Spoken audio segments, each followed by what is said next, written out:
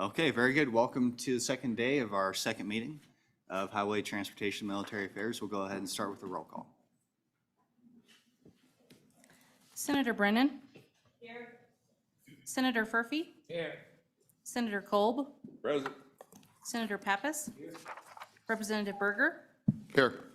Representative Nemec. Here. Representative Obermuller. Here. Representative O'Hearn. Here. Representative Pendergraft. Here. Representative Smith. Here. Representative Stivar. Present. Representative Wiley. Here. Chairman Boner. Here. Co-Chairman Brown. Here. You have a quorum. Okay, very good. Just as a reminder, my co-chairman went over it very well yesterday, but a few new faces, not that I anticipate any problems. Make sure you address the chair, keep it professional. We're here to do the people's business. It's not for your entertainment. So it'll be a little bit more dry and maybe not as exciting, but yeah, just make sure we maintain decorum for that reason. So that being said, this is Military Day. So we had transportation yesterday, now it's Military Day. Thank you, gentlemen, for being here. Had a wonderful evening at the Veterans Museum here just by the Casper Airport. So thanks to the staff that put that on. That was a good experience and beautiful historic building there that they're in. So all these hidden gems here. Right here in Natrona County, we also have the Veterans Cemetery just down the road in Evansville. So the mission of the Wyoming National Guard, or the Wyoming Military Department, I should say, is more than the traditional military type stuff. So if you have a chance, I encourage you all to maybe swing by that Veterans Cemetery on your way out of town. It's an excellent facility. So that being said, General Porter, welcome back. Please proceed with your testimony. All right, thank you, Mr. Chairman. Members of the committee, good morning. Thank you for the opportunity to once again be in front of you. For the record, my name is Major General Greg Porter, and I serve as the 27th Adjutant General for the state of Wyoming. As you can see on our agenda, we have some topics to discuss through and a couple of bills to go through. I thought I would just give you just a quick update on a couple of small things. I think many of you are tracking the helicopter crash that occurred in the Cheyenne Airport, actually on the Cheyenne, right next to the runway there. That was a 37th active duty. It was out of F.E. Warren, one of their helicopters, UH-1 Novembers, that they use for security forces and convoy security for their nuclear missile field, doing some training right there, and they're still not quite sure what happened, but it crashed and turned over on its side. All three of the folks walked away from the crash with minor injuries. They were released yesterday and were back home with their families. We had quite a bit of debris spread out across the airport and into actually some of our areas. Some debris landed on either side of some of our C-130s, but nothing struck personnel or equipment, and everything's going well there. They moved the aircraft last night into a hangar to continue the investigation, and like I said, everybody's back home and safe. So extremely fortunate for no serious injuries, and certainly happy for the families and the individuals of those Air Force crewmen that were involved in the accident. So just thought I'd give you a quick update on that. Things are looking like that's pretty good. I did want to let you know, if you recall, last year, the Wyoming National Guard had the NCO of the year. The #1 NCO in the entire U.S. Army was a Wyoming National Guard soldier. Well, this year we had the #1 enlisted soldier, Specialist Harrison, out of the Signal Company. Won the region, won the state, won the national. So we had 2 years in a row, which is pretty fantastic. Testament to the leadership we have in our folks. He's currently competing right now at Fort, is he Bliss, Chief? Yeah, I think it's at Fort Bliss. They're doing the best squad competition now for the next, so they've got the best squads from across the Army competing, so doing well there. Real quick, we did have a little MAFS. We did have a MAFS activation. The Air sent a tail out to Oregon. They did 15 drops, and they're actually going to come back today. We're hoping, now that the airport's clear. If not, they were going to have to sit in Guernsey for a little bit and come back, but I think we'll get them back today. And then finally, I just want to let you know that Sergeant Beck Bridger of our 67th Army Band out of Sheridan is Miss Wyoming, and she'll be competing in the Miss USA pageant this on the 23rd of September in Reno. So if you get a chance, it's going to be televised. Root her on when she comes in there, but she's a great soldier and a great person. And again, we're very proud that she serves in our ranks. Any questions I can answer before really we roll into the agenda? Any questions on that update or anything else in general?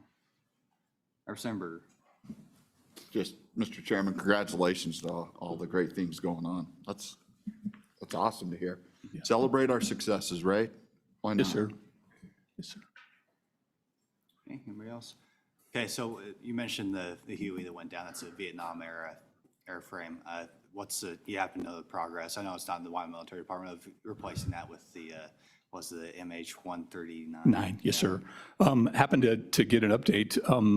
They're a little late they're about 4 months behind because they came back and had some additional requirements they put on the airframe. They wanted to be able to evacuate some personnel and they wanted to arm it with some things. So they're about 4 months behind on getting the 139 going on.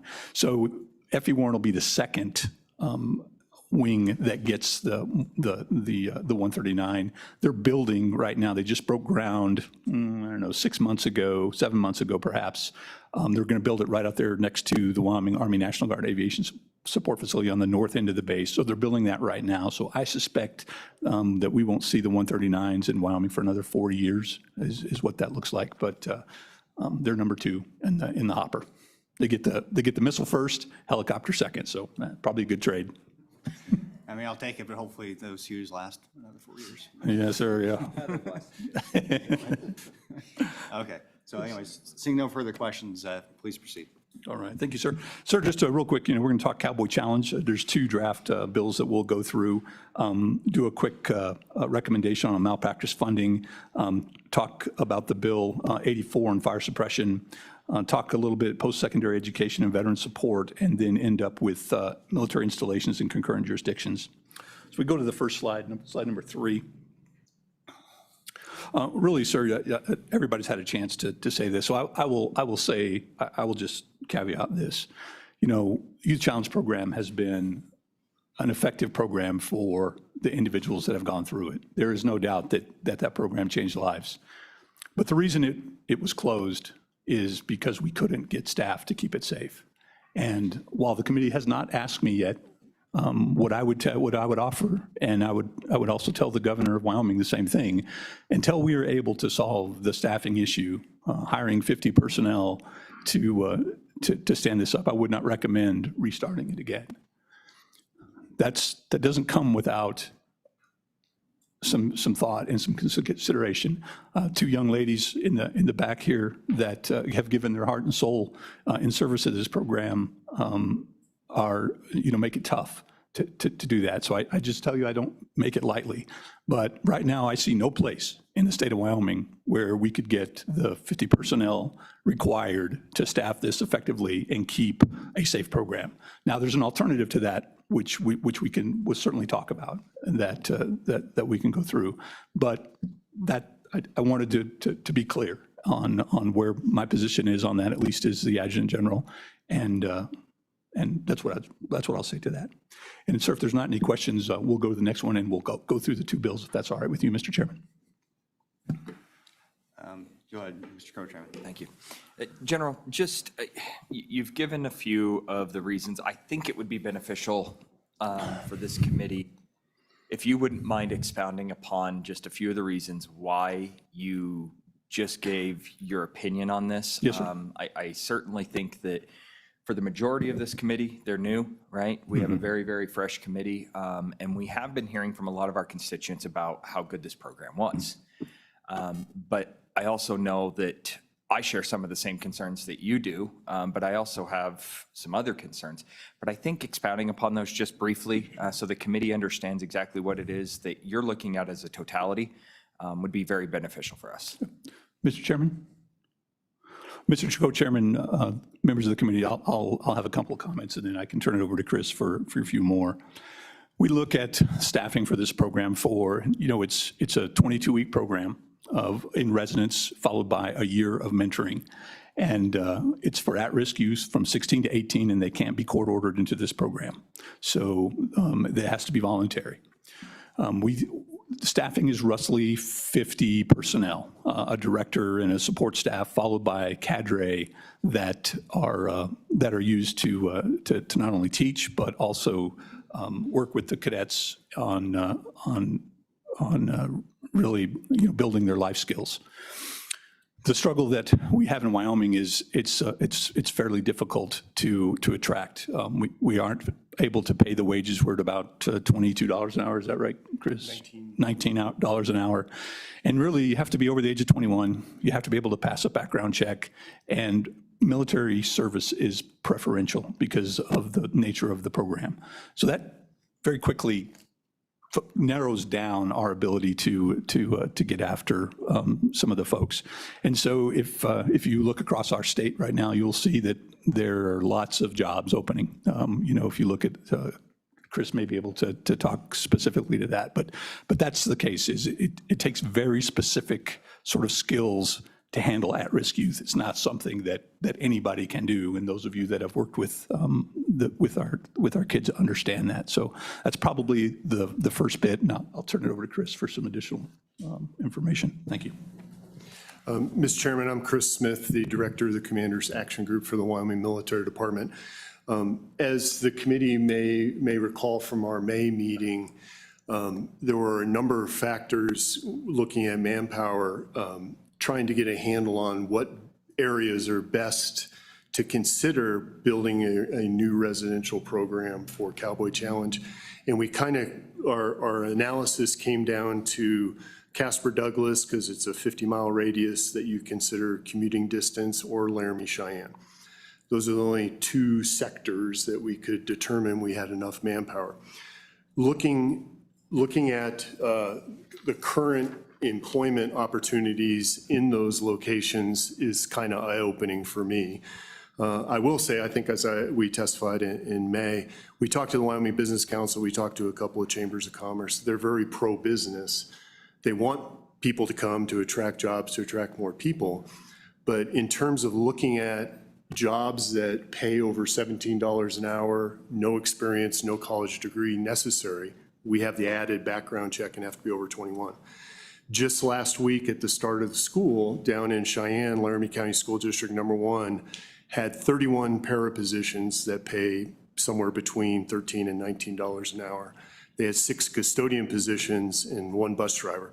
When you look at Albany County School District number 1, as of last week at the start of school, they still had 10 para positions open, 2 custodians, 2 bus drivers.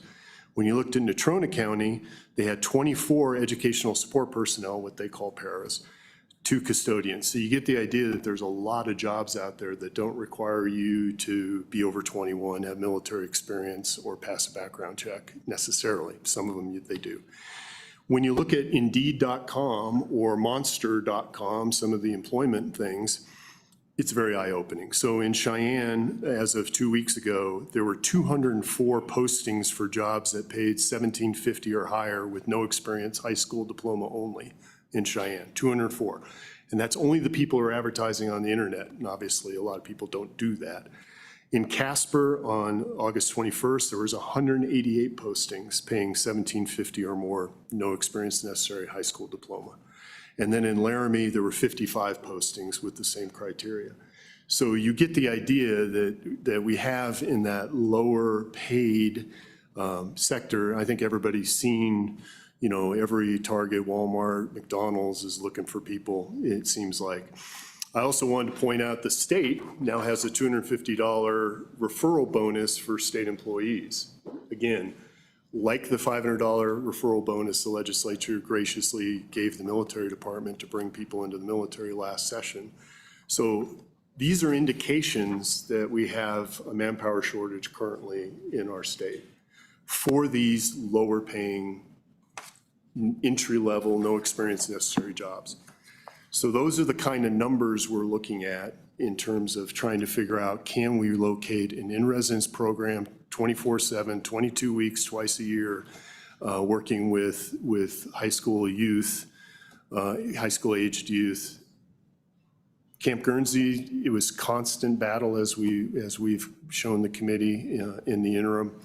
And even in our biggest cities, it seems like it's still an issue. So with that, Mr. Chairman, I'll stand for the committee's questions on the manpower issue. All right, and just to be clear, according to National Guard Bureau requirements, those 4 cities that you mentioned do meet the requirements. This is an additional analysis you undertook. Is that correct? Yes, sir. Yes, Mr. Chairman. I think Mr. White from NGB is scheduled to testify and answer the committee's questions. From talking with him, their current manpower is not just a Wyoming thing. It's several locations across the country dealing with youth challenge programs. It's come to the point that I believe Mr. White will inform the committee that they now come to the proposed location, and one of the factors they really look at is manpower. Can you attract people and staff it? So, but I'll let Mr. White testify about that.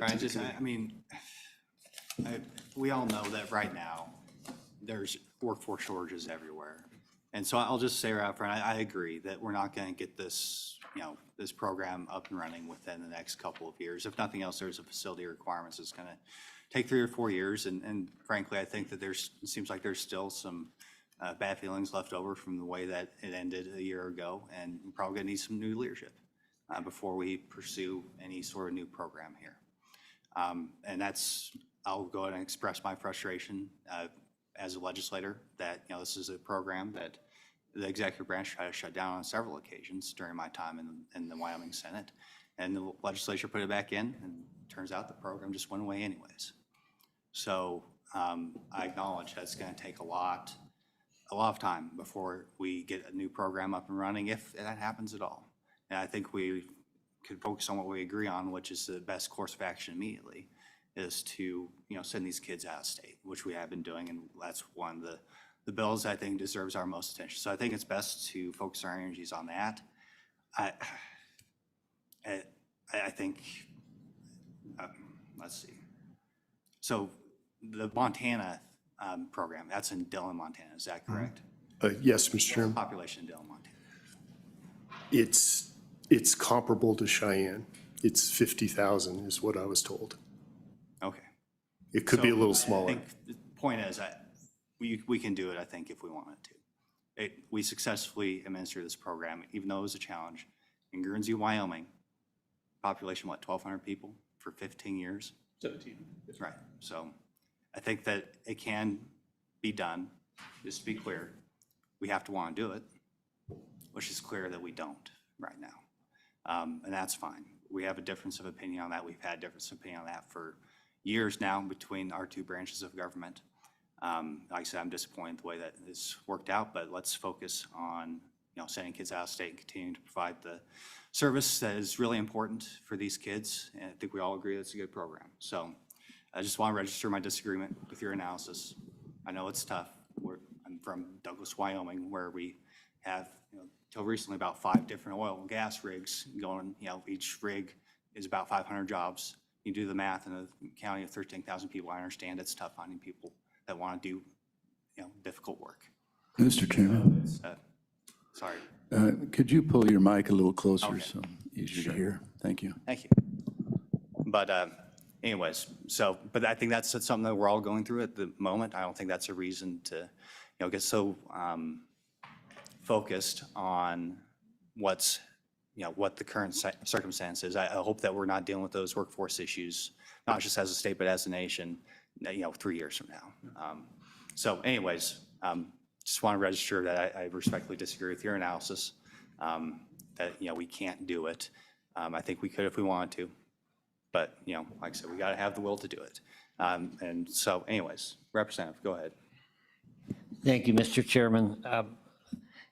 I got to be frank, I was very relieved when you gentlemen came in and led with that. I did a little research on the side.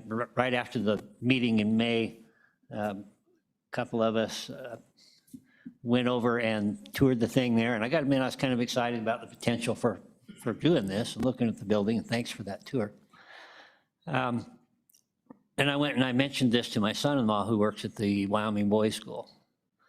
And his reaction was basically, well, good luck. They have critical staffing shortages there.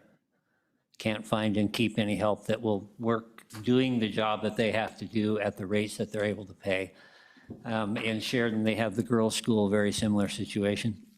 So I came in the room prepared to vote no, simply on how you going to staff it. And I love the program. I think it's a tremendous idea, but the reality is, in my view, that it's not going to work given the current situation and population. Thank you. Go ahead. Thanks, Mr. Chairman. I just want to say, when you're working with at-risk youth, you got to go all in. And if you can't go all in with these kids, they're very vulnerable, and it gets very difficult to work with them. But I don't want the message, Mr. Chairman, to be sent out there that we're giving up. So I hope in the next minute, we're not going to give up on these youth, that hey, we still got your back. There's still people in this room that care about them and want to see them succeed, and that there's other options out there for them to succeed. Thanks, Mr. Chairman. Senator Pappas. Thank you, Mr. Chairman. You know, to the point about we can do this, sure, we can do this, but it's not up to the military department. They cannot do it, okay?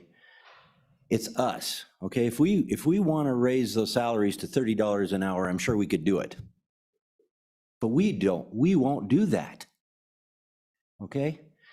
In this state, you know, I always hear lots of good things coming out of political speeches, right? How we're doing great.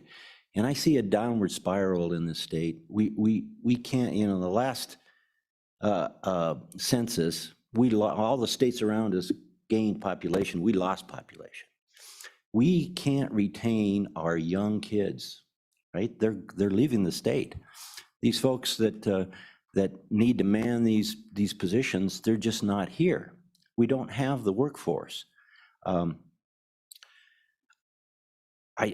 don't know how we're going to change the ability to recruit new people from outside of the state or retain those that we do grow within the state.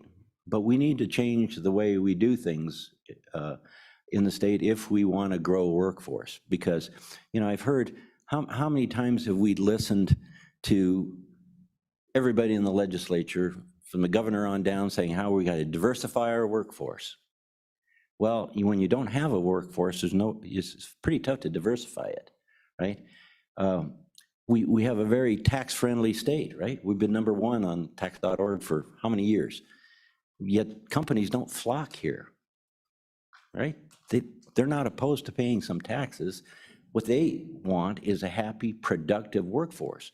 We have to create livable communities. We have to provide good, you know, young people want good schools. They want good healthcare. They want good recreation, entertainment venues. They want good parks and outdoor facilities. A lot of things the government has to provide. We don't provide those kind of things. We tend to not provide livable communities for our young folks that want to be here. And so when we look at programs like this that require or that pay $17 to $20 an hour, there's no way we're going to find anybody to fill these positions at that scale, because they're just not here. Folks are not here. They're voting with their feet, and they're leaving the state because we don't provide a climate for these people to thrive and raise their families. So while I know we can do this, but we'll all have to fight to raise that salary so that we can entice people to come here. If we're willing to raise it to, you know, $25 or $30 an hour, we may be able to stand up a program. But I'm not thinking that our mentality is there yet. So I agree. You know, we shouldn't give up. But it's really not on the military department's back. It's on our back. If we want the program, we got to pony up. And that's true with every sector our economy and our state, right? If we want people to come here, we have to create a reason for them to be here and a good environment to live in. I'll get off my soapbox. Okay, so let's try to focus on asking a question, and along those lines, that's the other thing that I think, analyzed at our last meeting, which is Idaho, for example, paid $22 an hour, we paid 19. Do you need the legislature to come in and tell you to raise, if you have a bunch of empty positions, do you have the flexibility to even pay, whatever it may be, $22, $25 an hour, or do you need the legislature to tell you to do that? Mr. Chairman, as you probably know, working with ANI, the positions get classified, and we're stuck with that classification range. The 1957, I think, was the final number. Director Potter can probably give you the exact number. Yeah, it came out of ANI, and that was based on the wage increases last year. And how is that, is there a process to change that? If, say, you can't fill the positions, you'd rather maybe consolidate positions and offer a higher wage, is there a process for you to do that? Mr. Chairman, yes, there is. It's not our call. It works through HRD, Human Resources Division at ANI. Okay. But it's something we looked at before when we had the staffing problem in the last few years. Right. So you could have, I just want to make sure we have our facts straight. And I mean, you Yes, could sir. You could have increased, I mean, it sounds like it's quite the process and not entirely convenient to you, but, we could have increased wages if we're having a hard time filling positions. Yes, sir. I mean, it was discussed at various times over the years that I've been involved around the program. We asked and pursued it, and we never got approval. Okay. That's unfortunate. Representative Stivar. Thank you, Chairman. Going off what Senator Boner had to say about the leadership, with your failed inspections of that program, what's going to change if we approve to do this? Because it boils down to leadership. Mr. Chairman, Representative Stivar, you're right. I mean, that's why our previous director ended up retiring. Our current director, Jamie Potter, has been with the program as a counselor before her current position. We currently have two very passionate people who know the program inside and out, which is not something we've had for a long time. So I think we have in place a core nucleus of very passionate, very knowledgeable leaders that can make this work and probably have a better chance of making it work than some of our previous directors. Beyond that, don't know until we try. Any further, Senator Kolb? Yeah, thank you, Mr. This is Mike closer here. Thank you, Mr. Chairman. First, thank you for your analysis of the situation. But listening to the conversation, it seems that the best course of action, this is a question to you, is to ask for indeed more compensation for these positions. I think I don't know what else you can do. I mean, what is your opinion about that? Yes, sir, Mr. Chairman. Senator Kolb, I think if we look to stand it up as a resident program that we've done in the past, similar, that would have to be the first thing to trigger more applicants, a pool of people that could come work for us. Yes, sir. Any further questions to the military department at this point? Senator Furphy. Thank you, Mr. Chairman. If I remember the May meeting, the other issue is not just staffing. First of all, you got to have the right facilities, and if you're going to have people commute, you got to pay for that. But beyond that, the issue that I recall is our graduation rate is so high that the pool of potential students is an issue also. Am I correct on that thing? Mr. Chairman, Senator Furphy, that is correct. I would say the context, if we go back to our analysis, the two locations that we came up with were those that are the best of the worst. If you recall, if we went strictly by the criteria that NGB gave us, there's no place in Wyoming that fits all of those. There was at least something wrong with each one of those. So I'm not going to speak for NGB, but I'll offer my personal opinion. I think they'll work with a state that shows commitment to a program and has an ability to make it successful. So if it's 4,000 is the graduation, I think they would come lower than that if we showed a method to make sure that we got enough cadets per term, 100 cadets. I think they would waive that sort of criteria. As I said, there's a lot of reasons, but as the chairman pointed out, we did it. We affected people's lives. The program worked. Just in this particular, I'm saying I don't believe the staff is there for us to do it safely. Now, as you point out, there are more reasons that we have facilities. The dropout rate, as we said, we're about 81%. We got about 1,200 and change dropouts in the state of Wyoming. If you're affecting 10% of those, we're getting about 120 cadets into the program that way. That's a challenge, frankly, given our state to get that many folks in, but something we've certainly pursued before. Any further questions? Okay, so what we're going to do now, committee, and we don't have it on the agenda, but we have somebody from the National Guard Bureau online, hopefully. And so before we get into the details of the bill draft, I think it'd be useful to hear from that individual, and so we can understand, since there's a pretty, they play a significant role in how all this works. And so hopefully we have Mr. Jeff White on the line, if he could be let in. Yes, sir, I'm here. Okay, welcome, Mr. White. Thanks for joining us. Do appreciate it. If you just give a brief introduction of yourself and the role you play in this program, and then proceed with whatever you'd like the committee to know. Absolutely. I am the Chief of Youth Programs for the National Guard Bureau. So I run the Youth Challenge, Job Challenge, and the STAR-based programs for NGB.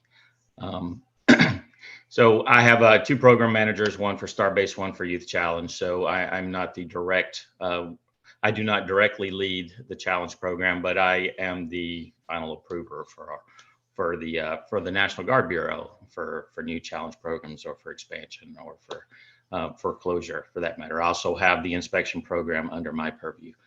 Mr. Michael Toole from OSD owns the money and the Department of Defense policy. I own the NGB policy and oversight of the programs.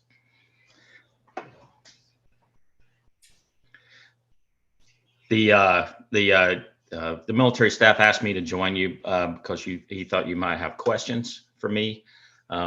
Before you ask any questions, I would like to say that while Wyoming struggled during their tenure with Challenge, we could always tell that Wyoming cared about the kids. We could always tell that they were interested in being good stewards of the money. We could always tell that they were there for the right reasons. And you've already heard some of the struggles, and so I won't repeat all those, but I would like to reiterate that OSD and NGB will work with Wyoming. We are not interested in saying no to anybody who's willing to have a plan and can show that there is a good chance of success. So with that said, I will take any questions that you gentlemen and ladies have. Okay, thank you, Mr. White. I do appreciate you taking time to talk to us. Any questions, committee? Co-Chairman Brown. Thank you, Mr. Co-Chair. Jeff, I appreciate you being here. One of the biggest concerns that has come out of this committee since I've served on this committee now for 8 years. Again, as you stated, there's been a commitment from the legislative branch, and certainly to an extent, the executive branch has done everything they possibly can, and the military department has certainly done everything they can. One of the concerns that came up specifically in the last meeting was this idea of a waiver and the process of getting the program started back up, because we've actually canceled the program, or we've actually shut it down. And there was some potentiality of the service of starting up a program was going to be that much harder than what it would have been previously had we kept the program running, but maybe on life support or something along those lines. And so I guess my question directly to you is, you say you're willing to work with Wyoming, you don't want to tell us no, but what does that starting up of a new program look like from your end of the process, from the NGB start side of the process? And the reason I'm asking directly is because this is also going to take a lot of time and effort from our military department to get this started. And what I don't want is a bureaucratic nightmare back and forth between Cheyenne and Washington, D.C., trying to fight to get a program up that we see, could get started. So what does that look like on your side of things to actually get this program started? And what would you need for us as a legislative body to show that we have the commitment and we would like this to get moving forward if that were the case? Absolutely. That's pretty simple to answer, because essentially what I'm looking for is a plan that in some methodology mitigates the issues that we saw before in the Wyoming program, which was generally a poor facility. It wasn't quite adequate for the program that it was operating. Obviously, as the staff has already said, difficulty in hiring and retaining employees, Our responses back to those we would happily consider a program as long as it could be shown to be in an area where we thought there would be adequate employee structure. Obviously we would want to see an outreach program to determine that there was a very well-developed plan for bringing in, candidates, and that's involved with, great marketing, and partnerships. And what I mean by partnerships, what I mean is partnered and not adversarial roles with the Department of Education and the school districts and the legislature, obviously. And it's obvious that you guys are behind the program as well. So we look for the trifecta. We look for governor support, we look for legislative support, and we look for military department support. If we have all of those, then we just look at the facility, the location, any research that you've done on hiring, and then any research you've done on, students or potential candidates for the program. And I remember the conversation about waiver, so I'll speak to the waiver. Our application process is more of a holistic list of data. We don't look at any one particular data as killing the application, but holistically we look to see if one is down or one is below, kind of where we set the standard at. Is there enough emphasis or effort elsewhere to mitigate that? For example, if you don't have enough dropouts, one thing I will say is that the dropouts, it no longer requires a 100% dropout. It also includes candidates who may be so far behind in school that they're in danger of not graduating, or significantly behind in credits, where they could come to challenge, catch up on their credits, and go back to high school. So that partnership with your education department and your school districts is a key factor. So while it says 1235, it may not actually be just 1235. It may be a little bit higher with struggling students added to that pot. So. Okay, and a follow-up question to that, Mr. White, is one of the things that this committee has already discussed, and I'm sure you've heard this afternoon or this morning, is the discussion, and you mentioned it, about the pay range. And so I'm kind of curious if you have any data for us on nationally what some of these other states are doing for paying similar programs, and whether or not these programs in other states are paying similar wages, and or, if you adjust for cost of living, whatever that case might be, or are they struggling to find the workforce in these locations as well? Well, I think workforce issues are a national problem right now, and it's just the nature of the beast of where we sit right now economically. But I think the states that do the best in that are those states who do put the emphasis on rewriting position descriptions to upgrade it to a higher level. We establish, from a national perspective, maximum GS levels at the federal level for each position, and those states who develop positions somewhere near that range, rather than significantly below that range, tend to have a more lasting, long-lasting staffing. If you can retain staff and they get experience and they've been there for a while, those are the programs that truly become successful because they're not fighting the battle of relearning constantly, and they have that experience to draw on. But I would say probably we just published a new document, our CNGBM, which increased the GS level maximums for across the board for most of the positions. So if Wyoming were to pursue higher graded position descriptions, they would be able to put those on a budget and potentially get them funded. Mr. White, would you mind sending that to the committee, whether that's through Major General Porter or through the Legislative Service Office? I think the committee would probably be interested to see what that looks like. So we have an understanding of what the potentiality of those positions looks like compared to what we have been paying. And then that gives us an understanding of what the cost differential would be from what we were paying and what we might be willing to pay if we wanted to jump this program up. But do appreciate your time today. Thank you. Absolutely. Any further questions, committee?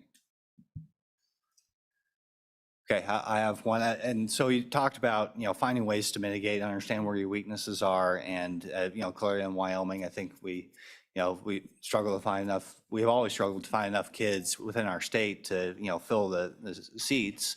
And so naturally we found kids from other states. And I was just wondering if, Mr. White, if you had any perspective on other rural states, what that looked like. Were there any formal agreements between states to have a steady amount of kids, maybe, basically states consolidating efforts to ensure that, we kind of mitigate some of these challenges that we have in more rural parts of the country? Any perspective from other parts of the country that you might be able to share? Sure. Wyoming was probably the most prolific state program bringing in out-of-state cadets, but we don't discourage that. If there is neighboring states that do not have a Youth Challenge program, all we say is that we recommend that the state have some type of agreement with that neighboring state's military department to potentially obtain their 25% funding. Now, we're a state to be willing to fund that 25%, then there's really no limit to the number of cadets that you could try to bring in from neighboring states. But most states aren't willing to do that. We have several states who tried to fill a job challenge program, which is our follow-on to Youth Challenge, where they can obtain a job certificate and a living wage job. So those particular states who try to fill their job challenge will, occasionally recruit outside their state so that they can graduate at a high enough level that they have enough interest in their follow-on job challenge program. So you mentioned Idaho. Idaho doesn't bring in anybody from their out of state. They don't have a huge population, but they somehow always meet target. And I think their success is the result of a couple of things. One, their staff has been there forever. They rarely leave, and they don't have that much. They have some turnover in the cadre, but not that much.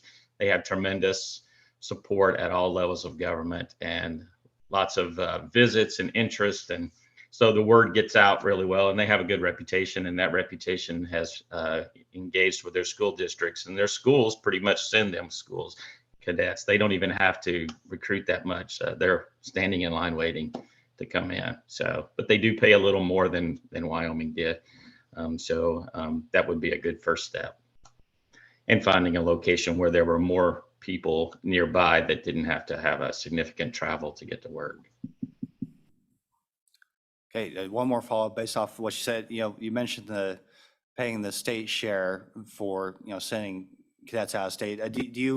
Are you aware of any situations where a state would pay more per student if they're sending their cadets to a different state than, say, those cadets are in state? Should there be any disparity there? Well, I don't know of any state that has sent kids to another state's program that have paid more than their 25% match amount. I don't know why anybody would agree with that, because we will match whatever 25% we get with 75% federal funding. So there would really be no reason for a neighboring state to pay more than that unless they, for some reason, were trying to convince that other state to allow their kids to come. But Thank you, Mr. White. Okay, Representative Berger. Thank you, Mr. Chairman. Mr. White, thanks for being here. Real quick, this is Representative Berger, and I was just wondering the types of facilities that are being used in other states. Are they previous district buildings? Did the state go ahead and build the facilities for them? Are they on bases? Can you give us an idea or give me an idea? I could simply say, yes, sir, to all of those.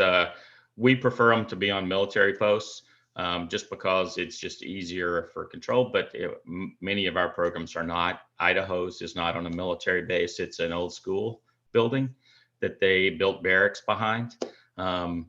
We have, I would say probably 70% of them are on a military post. And then 30% range between old college buildings, old schools, old office buildings that were renovated to have barracks and classrooms. Really, all we're looking for is that it has adequate classroom space, it has adequate physical fitness facilities, it has adequate barracks and billeting, and it has enough administrative offices for the staff. So, Any further questions, committee? Okay. Thank you, Mr. White. I appreciate your time and look forward to continuing to work with the National Guard Bureau to find a path forward here. absolutely. We hope so too. Thank you. Okay, so with that, committee, I think we'll go ahead and go into our first bill draft. Unless you have anything else to add from Wyoming Military Department. Okay, cool. Well, LSO, go ahead and let's go through 24 LSO 81. All right. Mr. Chairman, members of the committee, Hanson, LSO, I'm presenting Bill Draft 24 LSO 81 on Youth Challenge Program revisions. This bill draft continues the National Guard Youth Challenge Program. Page 2 of the bill draft amends Wyoming Statute 197207 governing the Wyoming National Guard Youth Challenge Program endowment account. The added language allows the funds in the account to be distributed for paying costs associated with agreements, contracts, or memorandums of understanding with other states for Wyoming youth to attend National Guard Youth Challenge programs in other states. Page 3 amends Wyoming Statute 199701, which establishes the National Guard Youth Challenge Program. Subsection B is amended to add that the Wyoming Military Department may enter into agreements, contracts, or a memorandum of understanding with National Guard Youth Challenge programs in other states to send Wyoming youth to those programs and to facilitate the acceptance or transfer of all academic credits received from completion of or participation in a National Guard Youth Challenge program in another state to a Wyoming public school within a school district.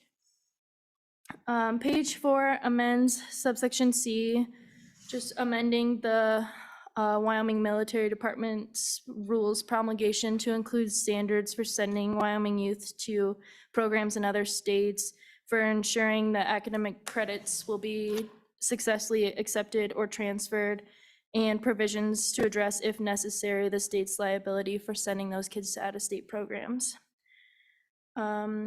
Page 4 adds a new subsection D, which authorizes the Wyoming Military Department to enter into agreements, contracts, and memorandums of understanding to send kids to other programs in other states.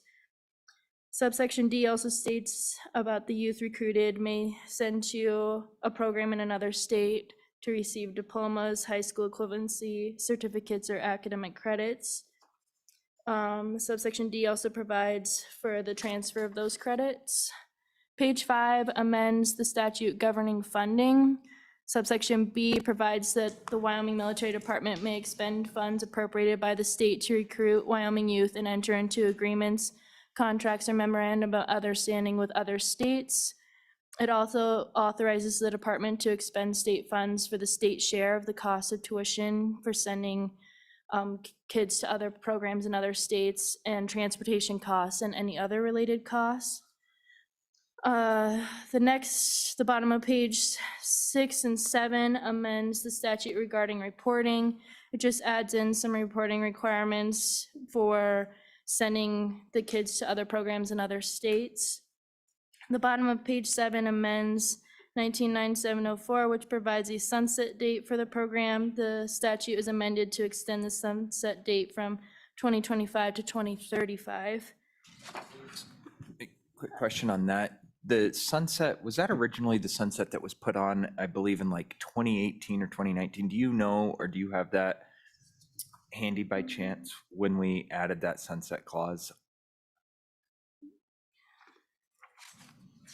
And I remember us adding it because of the budget shortfall at the time, and we were going to revisit it. I'm just trying to remember how long ago that was. Mr. Chairman, so it was originally in when the program was created in the 2012. It was, the original sunset date was that it was going to be repealed in 2012. And then in 2012, again, it was extended until 2017. And then in 2016, it was extended to 2025. Perfect, thank you.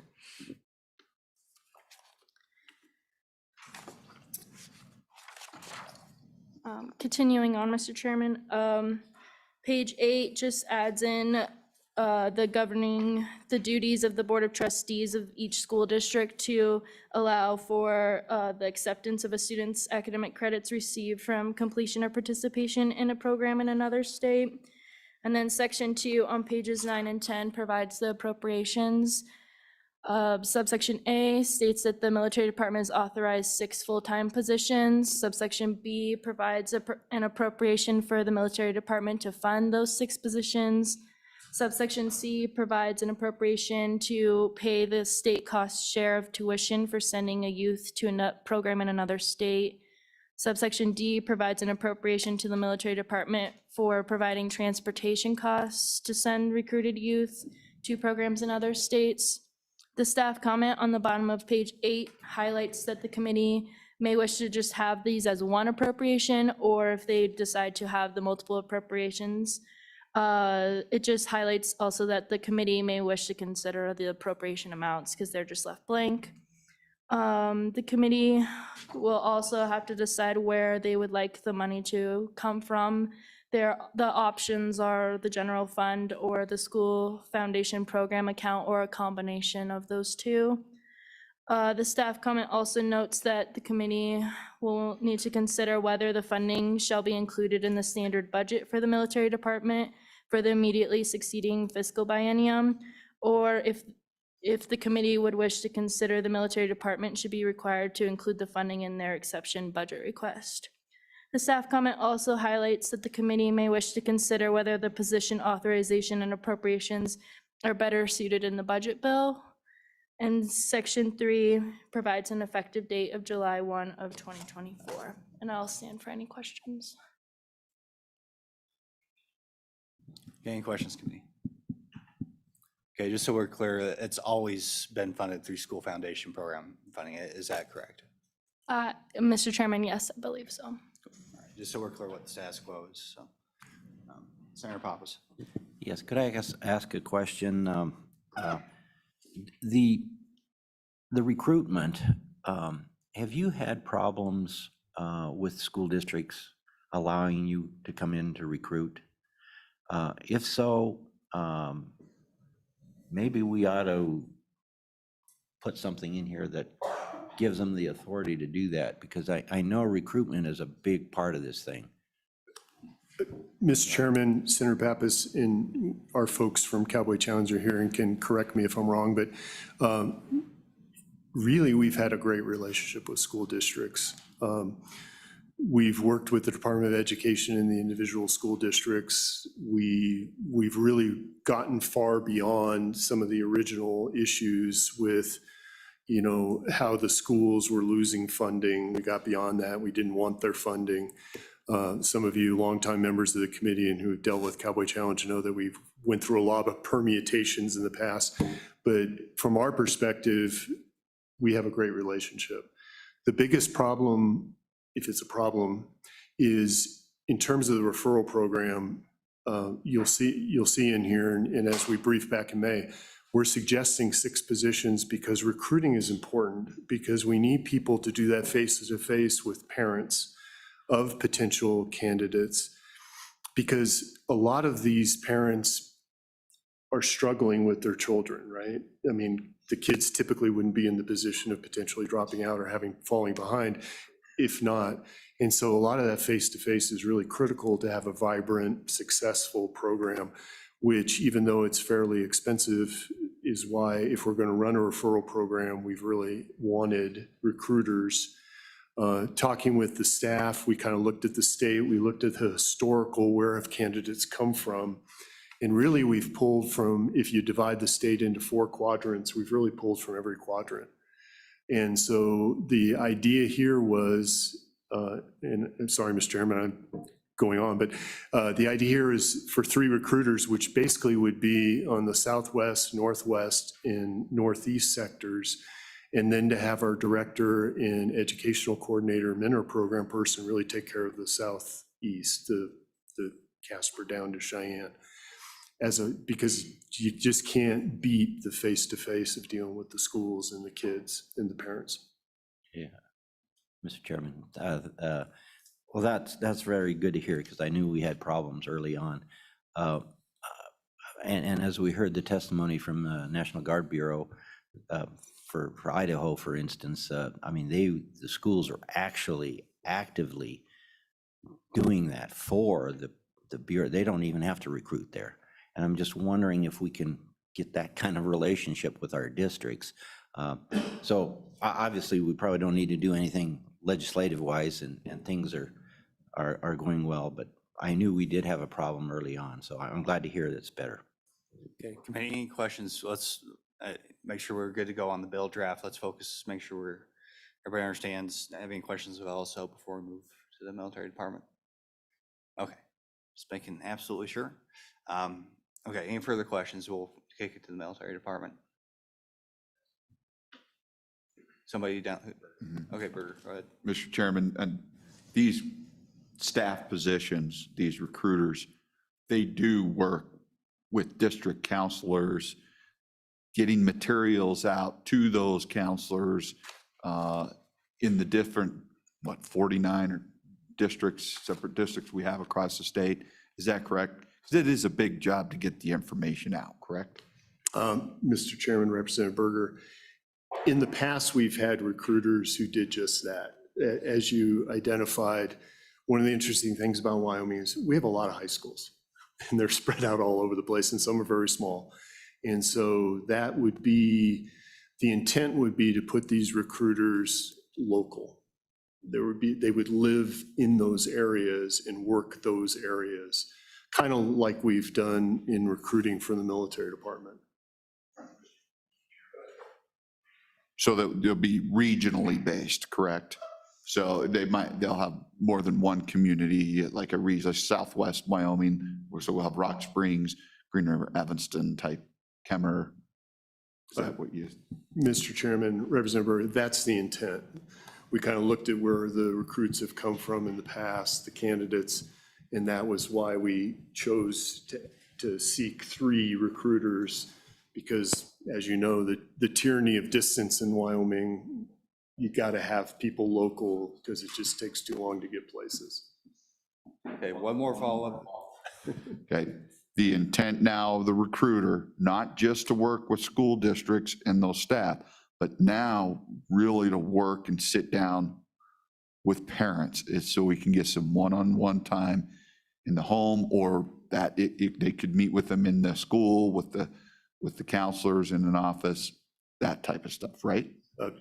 Mr. Chairman, Representative Berger, that's the intent. I mean, we rely on the schools to identify the graduation coaches, the counselors to identify at-risk youth in that 16 to 18 range before they leave, because obviously once they leave the school, we lose track of them. Okay, anybody else? Representative Overton. Thank you, Mr. Chairman. General Porter, this is a question for you. In your original statement, you were pretty negative about the program, about the future of the program. Does this bill address your issues with the program to your satisfaction? Mr. Chairman, Representative Obermueller, if I came off negative about the program, that certainly was not my intent. My sole purpose was I'm negative about our ability to find staffing for the program. This seems like a very a good way to keep the program going, keep support to our youth as we get to a stage where we look at standing up. My intent to come across was that right now, I don't believe there's staff in this state to do it. But to answer your question, yes, sir, I believe this helps us with that bridge for the future. And go ahead, Representative O'Hearn. Thank you, Mr. Chairman. From what I was reading in their DOD instruction manual on page 13, priority will be given to establishing and building up existing programs already in place. We didn't have any problem with the people that we sent out of state, right? Mr. Chairman, in Representative O'Hearn, if we sent 21, 22, I think, to Nevada after the first one, and I think we had one person that dropped out. So great success with the Nevada program with the cadets we sent there. We only sent 2 cadets this last one, and part of that was my problem, not really given the go-ahead to recruit for. So far, they're there and they're doing well. So I'm a little bit unsure about any problems, but we had great graduation rate with the ones we sent to Nevada. Okay, thank you. One follow-up, Mr. Chairman. So this bill draft is going to make that program stronger and give these 6 people more availability and to meet all the stuff we need to do to make sure we take care of the kids here in the state of Wyoming better, in a better way, correct? Mr. Chairman, Representative O'Hearn, if I understand correctly, we don't have 6 people now. We just have 2 at the moment, and that's who did the recruiting for this last class. So we would establish the set of recruiters and admin personnel to get that done, and that's its intent. Okay, any further questions, committee? Okay, I have one. First and foremost about, we mentioned, I guess, the challenges we had with reclassifying positions. Would that be something that'd be beneficial to include in the bill draft, something along the lines of, it looks like you have planned for one administrative person to have the ability for the program to reclassify positions and not wait on the state bureaucracy. Hopefully that's not a problem with recruiters. You certainly don't have the same challenges you have with the staff that's working with these kids, but it might be a good problem to fix now. Just wondering if that would be something you see as beneficial in the bill draft to make it a little bit more self-contained and less reliant on the bureaucracy. And Mr. Chairman, I'm not educated enough to get in the deep, dark recesses of how classification works through A&I. I think historically, we didn't have a large problem with finding recruiters. We're only talking about 3 here. The other 3 positions, we already have 2 of them filled, and they've indicated they love this program, will do anything it takes to try to make it exist. So really, the only question mark then is an admin person. This is part of our draft budget submission to the governor's office. We put the 6 positions and the money for this as part of the military department's budget submission to the governor, kind of parallel tracks to this bill. And we're still working through that. I personally, based on the past, don't think we'll have a problem filling these positions. It was really those lower paying cadre working 12-hour shifts with at-risk youth that was the problem. I just wonder if we take the opportunity to do this now while we have the bill, and go ahead. Mr. Chairman, if I could offer this, as we said, I'm not sure how we would word it in the bill at the moment, but how about we go back and we do that research for you, and then if the committee would like to amend it in our November meeting, we will have some good information to get that about, if we're even able to do it, if that would please the chairman and the committee. Yeah, I think that'd be great, and that's, not necessarily just, not to telegraph too much. We don't necessarily have to vote on this bill today. So And my follow-up is about the budget. It looks like you recommended, what, 2.1 million? And I'm just wondering, you know, what I asked about the cost per cadet. It looks like you had at our last meeting about $16,000 per cadet. And I asked last meeting, that just seems incredibly high if we're only paying a quarter. And so I did happen to look up what Montana's cost is per cadet, I think, based off of press releases and their budget. It looks like it's about $25,000 per cadet, very much in line with what our costs were. And so I'm wondering is that your calculation, that we're going to be spending $15,000, $16,000 per cadet to send them out of state? And if so, why is that so much higher than what it has been and what it is for those states? Yes, Mr. Chairman, great question. As you know, the hard part to estimate cost per cadet is you just don't know how successful the program's going to be. If a resident program is looking at 2 100 cadet classes per year, so that's 400 for our biennium, 400 cadets. This referral program, the budget that we put together is really based on 30 cadets per class twice a year. So you're impacting 120 cadets for the 2-year biennium. So a huge difference in number. So then there's a certain number, a cost for positions and benefits and vehicles and all the admin IT expenses. The more cadets, the lower the cost, obviously. And so that's why there's a disparity between different Well, states. I'm asking just about the cost per cadet, not, let's isolate that out. Because I'm concerned sir. about what was your cost per cadet? We send them to Montana or Nevada. What are we paying per student to those states? To those states, sir, it depends on which state. Currently in Nevada, I think it's around $7,000 per cadet, just the state match that they charge us. And so how does that compute with, I'm trying to compare what you said last meeting to what you're saying this meeting. And so go back to your presentation from May. It looks like, you know, you're looking at, you know, 1.6 million per biennium for 50 cadets per year. And then you would add however much, but that was based off of 16,000 per cadet, which was, you know, twice as much as what you just said now. So I'm just wondering, and that seems to roughly equal out. You add 6, you know, staff, maybe that's, I don't know how much that would be, another, you know, million or so, but I'm just wondering, you know, so is that your position that you do the math, right? 7,000 times 60, then, you know, biannualize it, and then the rest is support staff? Mr. Chairman, it's a little apples and oranges. When you're running the residential program, the state has to commit to 25% of the total cost. The feds pay the 75%.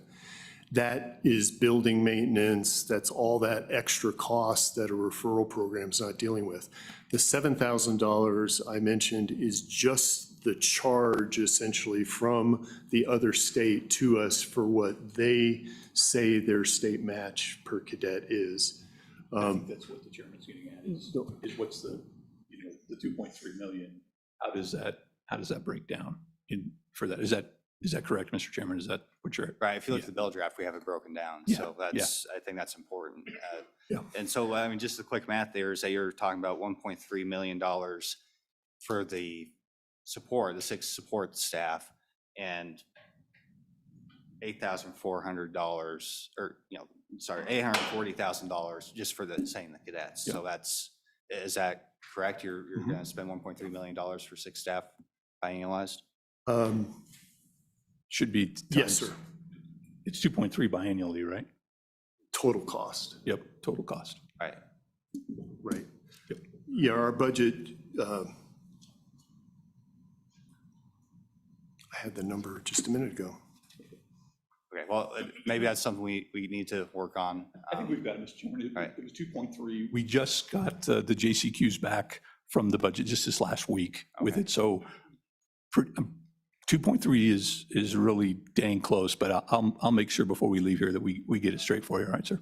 Sir, if I can. Sorry, and Mr. Chairman, the position and benefits number went up to around $1 million, but then the IT vehicles and operational budget ends up being 358,000. The state share, as you mentioned, the $7,000 per cadet is 840,000. We have in the bill the additional cost to help out families with transportation costs. The Nevada, our agreement with Nevada is that we'll get the kids to Evanston and they'll pick them up from there. And that's another $80,592. So the 4 categories in the bill that break out the funding, those are the numbers. It's about 1.03 in positions and benefits. It's 348,100 for the admin costs. The state share is 840,000. And then the transportation cost, which is subparagraph D in section 2, is 80,592. Okay, that's helpful. And just to be clear, one more question. I mean, it looks like you know, $2.1 million. What was the state share when the program was fully going? It was well above that, right? It was about 2.3 something. It was, the 2.1's a little less than that, but. Right. Well, that was what it was before you were about ready to Yes, shut it down. But I mean, I'm talking about, 5 years ago, it was over 3 million, right? Yes, sir. So that's a significant savings compared to where the program's been historically, right? Yes, Mr. Chairman. And of course, the savings to the state isn't as great as you might think it is because we lose the federal match. So the referral program's 100% state paid for. Okay, go ahead. Senator Cole. Yeah, thank you, Mr. Chairman. You had mentioned that you're running a parallel request with the governor's office. Are those numbers that you requested with the governor's office the same ones that you'd like us to consider here for funding and funding sources? Mr. Chairman, Senator Cole, yes, sir, we'll put in our budget this set of numbers, so they'll match on both sides. We'll put it in our budget for this referral program, and it'll be the same as what the bill would say.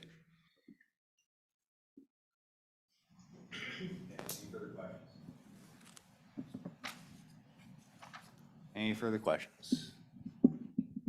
Okay. Thank you, gentlemen. Appreciate it. Yep, we'll just go ahead and jump right into public comment on this bill draft. We're considering 24 LSO 81. Also, if anybody has any general comments about the youth challenge, this would be a good time to go ahead and come on up. So come on down. Yes, sir. Come on down. Thank you, sir. Good morning, Chairman. My name is Chris Klein. I'm the Executive Director of WYNOW, the Wyoming Youth Now program. And one of the questions I was asking that when you're looking at your dropout rate, are you guys considering the reservation? Because there's huge problem within the youth on the Wind River Reservation. Yeah, I'm not sure if there's been a specific focus on the reservation. And now, if it sounds like you're familiar with the situation, or is there another entity other than, say, the schools that you would think would be useful for a recruiter to maybe interact with? Is there a place that, or an organization that would be able to partner with the military department? Chairman, yes, actually I do. One of the people that I worked with pretty extensively during my tenure with the WYNOW program is Judge Advocate Archuleta, who represents part of the intertribal intertribal court. And one of the things that he mentioned, one of the big reasons that we struggled to get kids down there is because of families and their lack of transportation. A lot of these families can't bring kids over to these programs. Well, that sounds like we're talking about transportation right now. So that's a good. But it's input. definitely, oh, sorry, sir. Yeah, go ahead. But it's definitely an avenue that should be considered. Is an area like Riverton could be a great place to put this because it has a close proximity to things like Job Corps. The CWC has a residential program out there. It's right next to an airport. It's a lot of these things can bring kids in and kind of filter them in a way to where, because a lot of these kids, they don't want to go back home necessarily. They don't have great environments to go back to. there's just nothing left for them. And if they go home, they're just going to relapse. It's going to hurt their ability in the future to go off and become productive members of society. But if we're able to go and kind of funnel these kids into avenues that they don't necessarily have to go home, I think that would be greatly beneficial to them. Okay, thank you, sir. Any questions for Mr. Klein? And I do have one more thing to bring up. One of the other issues that was brought up that I kind of take issue with, I actually have some testimony here from the previous Deputy Director, David Salazar. And one of the issues, especially that happens towards the end, is that he tends to blame a lot of this on mismanagement. And what I mean by that is that that the school claimed staffing issues, but despite that, at the same time, they were dealing with 2 wrongful termination lawsuits that ended up being settled outside of court. So maybe it had more to do with the leadership aspect than it had to do with staffing. Because I know that staffing's always been an issue. It's Wyoming, there's not a lot of us here. But if we can create the kind of draw and exhibit the excellent leadership that the Wyoming Military Department is known for, then we can absolutely keep people. And one of the things that some of the other challenge programs do, because I'm a graduate from Sunburst Youth Academy out in California. Graduated from high school there, changed my life. Big advocate. But one of the things they did is that they actually have their soldiers on ADOS orders to run the camp and be the cadre. And that's an avenue that could and should be considered, sir. Any questions, Mr. Klein? Go ahead, Representative. Thank you, Mr. Chairman. Did our Youth Challenge program have the 5th phase, the job challenge, referring back to having the job placement where job skill training through partnership and technical schools, community colleges, credentialing agencies, and the industry? If we had that, that would keep our children on the right track after the program and keep them in the state of Wyoming. Thank you. Smith, go ahead and answer that, and maybe if we didn't have that, explain why. Yes, Mr. Chairman, Representative Ahern. That is a newer program that stood up after we stood up our challenge program. Talking with Mr. White, it's highly competitive, and they really look at the total number of Youth Challenge graduates a year when they decide where to cite those, because they really want to have a large pool of challenge candidate graduates to go into that. It's a great program. The bigger states are using it. I know Mr. White just anecdotally had mentioned that there's quite a few people seeking a new program this next fiscal year. So it's certainly something we could look at. But it's highly competitive, and they really look at total number of challenge graduates a year. Any further questions for Mr. Klein? Anything, sir? Appreciate your Thank you for having me, discussion sir. and your insight. Appreciate it. Okay. Any further public comment? Okay. Let's see. Just a second. We'll bring out the military department. Anybody online? Okay. Going once, going twice. Public comment is closed. Representative Smith, you had something. For public comment, I was just seeing if the ladies from the Cowboy Challenge wanted to come forward. And I know they're not very good at poker, and so every question we've been asking, it's been very helpful watching you guys. So I do appreciate your transparency as far as that goes, but didn't know if you wanted to. Do you have a share specific question for them, Representative? Or? I just, my question is, what do you think moving forward would be the best thing? Okay, ladies, you've been called out. Come on down. Mr. Chairman? Yeah, what? Mr. Chairman, on this, I mean, if they want to get up and answer this, I understand where Representative Smith is coming from. I also concerned, that may put them in an awkward position to say something completely different than what the general is saying. But I think the opportunity for public comment was expressed. They chose not to be here. For us to publicly call them out and come to testify in front of us, I think is out of line. So. Well, and I point out that, as legislators, we can talk to whoever we want, maybe not in the context of a public meeting. And I may or may not have done that, a couple times. And you could, when you are concerned about, maybe there's a difference of perspective within an agency, and we just have to be calling, Representative Brown is right, but so are you, Representative Smith, that makes sense, but maybe there's a different time, different place to gather information. Well, thank you for all you do. Right, okay, so any further questions, comments? Okay, all right, so committee, we have a bill draft in front of us. Any discussion on the bill?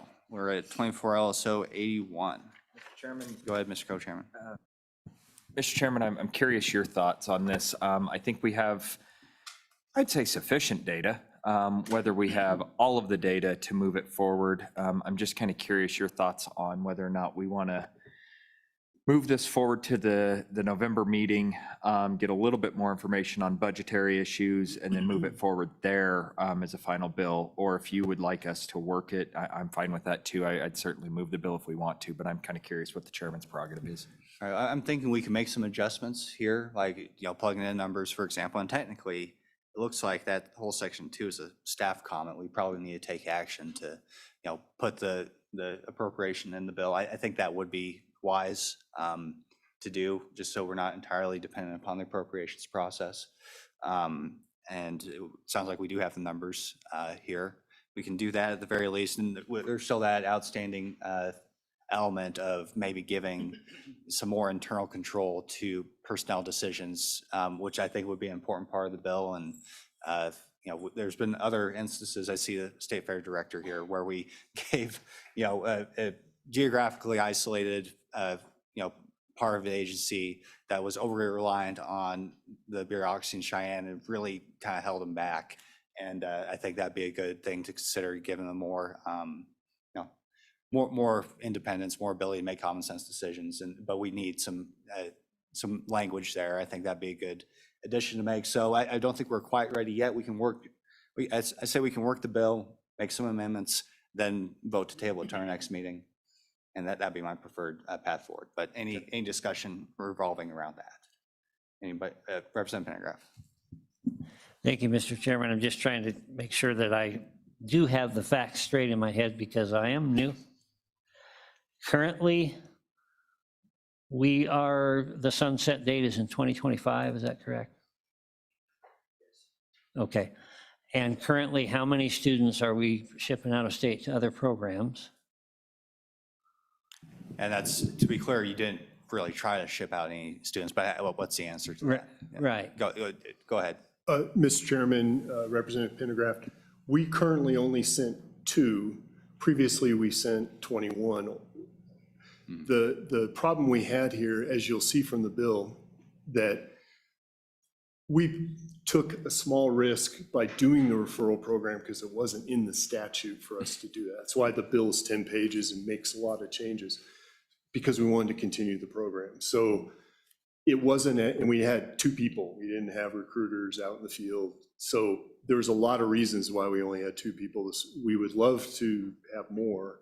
And the current, our 2 folks are already working towards the January class in Nevada being a little more robustly sent Wyoming candidates. And maybe a good comparison is how many Wyoming cadets do we have on average when the program was fully going? We had people recruiting. What were those numbers?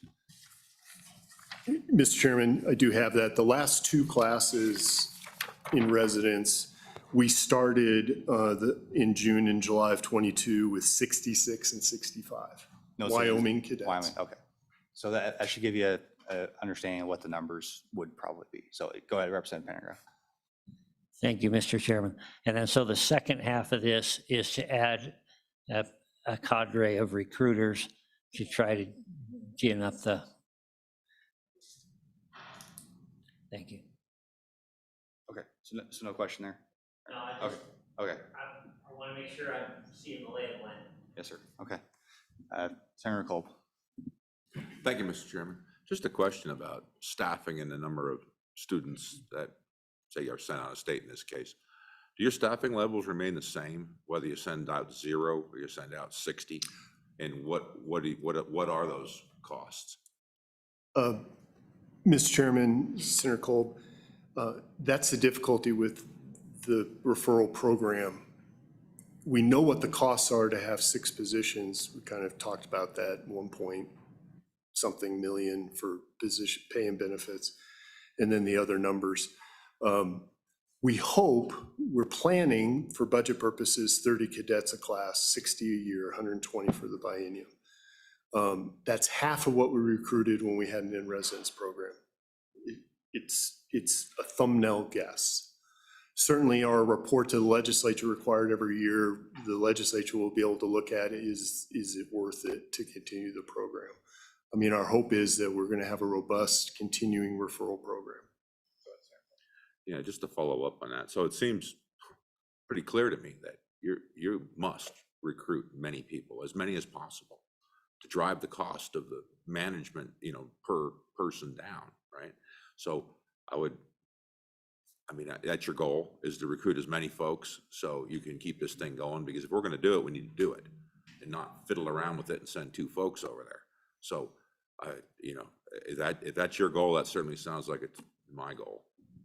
And Mr. Chairman, Senator Kolb, it's expensive to start, but the recruiters are critical to us. Because if we're gonna do this, we have to really have an impact over the entire state. And that's our goal. Because it is a great program, as you heard testimony from a graduate from California. When it works very well for the youth. Okay, any further questions? And so just a little bit more about, so we're not getting a federal match for those 6 employees. And can you just give us a little bit more information what that discussion was like? Did you at least ask if we could get, because I mean, they're still doing a challenge program, granted not in the state, but you'd think, I just heard the National Guard Bureau say that they have some flexibility as long as you're trying to do the right thing. So I'm wondering what that conversation looked like and how detailed was it, I guess. And Mr. Chairman, and certainly we can provide more information to the committee later. And I did have that conversation with Mr. White. The federal appropriation is for an in-resident program. So they have no ability to match money for a referral program. I will say, I don't think it's come up yet.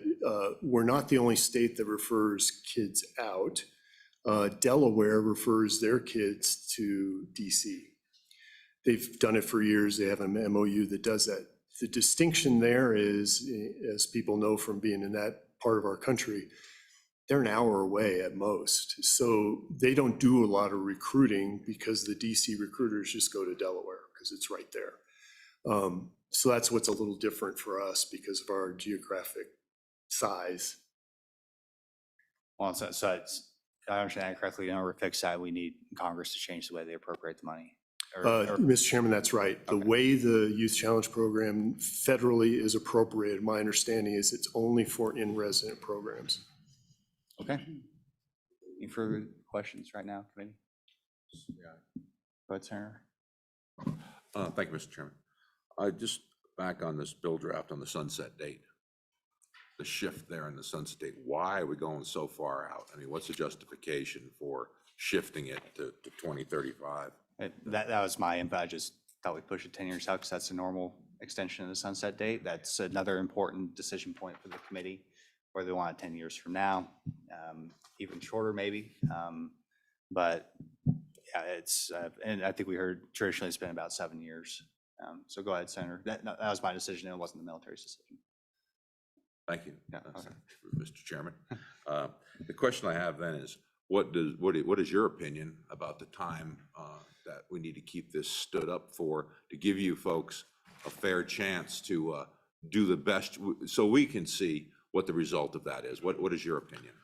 Mr. Chairman, Senator Kolb, I think the current sunset date is fine. And sir, I think it's, we're going to report every year to this body about the status of the program. And I think it's going to be a continual discussion about what do we need to continue to making this program excellent and what the legislature is willing to do. I think we'll need a couple of years, 3 years potentially, to stand this up again, to get it going at its full level. My guess on the wall, but I certainly think the sunset date where it is now gives us plenty of latitude to do that. And we'll continue to come back to this committee and have those discussions about the effectiveness of the program. Any Any further questions? Okay, all right, thank you. Let's go ahead and work the bill then. So we'll just go ahead and flip through it. Page 1, pretty straightforward. Anybody have anything on page 2? Oh, yeah. Does anyone want to move the bill, maybe? Let's, okay. Moved by O'Hearn, seconded by Brennan. So, okay. So, page 2. Page 3. Page 4, and it strikes me we probably need the Department of Education probably our next meeting, if that's what we do. Talk about that interaction there. Gosh, I don't know, maybe potentially DFS, since they're working with at-risk youth, and maybe there's more than one agency that might be able to identify these kids potentially. I know they all work together anyways, but there could be another avenue there. Page 5, page 6, page 7. Said important decision point is the Sunset Center Kolb. Yeah, thank you, Mr. Chairman. I'd like to propose, I'm thinking of this correctly, 2029 for a sunset date. I think it's probably going to be debated a lot more when it gets on the floor, but I think maybe this is maybe a good jumping off point. That was my proposal, an amendment for shifting that. Any to second? 2029. Second. Okay, any discussion on that? Representative Brown. Mr. Chairman, I actually will vote for this, but I was also willing to even take it back to the 2025. And the reason I was willing to take it back just to the 2025 portion is have the discussion at a sunset date. We tend to go after these sunset dates early, which is an okay situation, but at 2025, it's the end of a biennium, and it also gives us a little bit of time to decide at that point, probably through the course of the next 2 interims, to decide what we're going to do with our program. The way that we're looking at doing this, I feel like we're kind of juggling balls and we're trying to figure out which one we want to look at when it comes down in our hand. And right now we're sending off students, and that's the bill that we're looking at, but we're also going to be continuing looking at standing up the program in state. And so it would actually put a little bit of impetus on us, in my opinion, if we moved it back to the original 2025 to figure out what it is we want to do. And if we can't come up with it, then we look at pushing it down the road. I don't mind the 2029, but I'd like to maybe keep our foot on the gas on this program a little more than just the Band-Aid that we're putting over a bullet hole right now.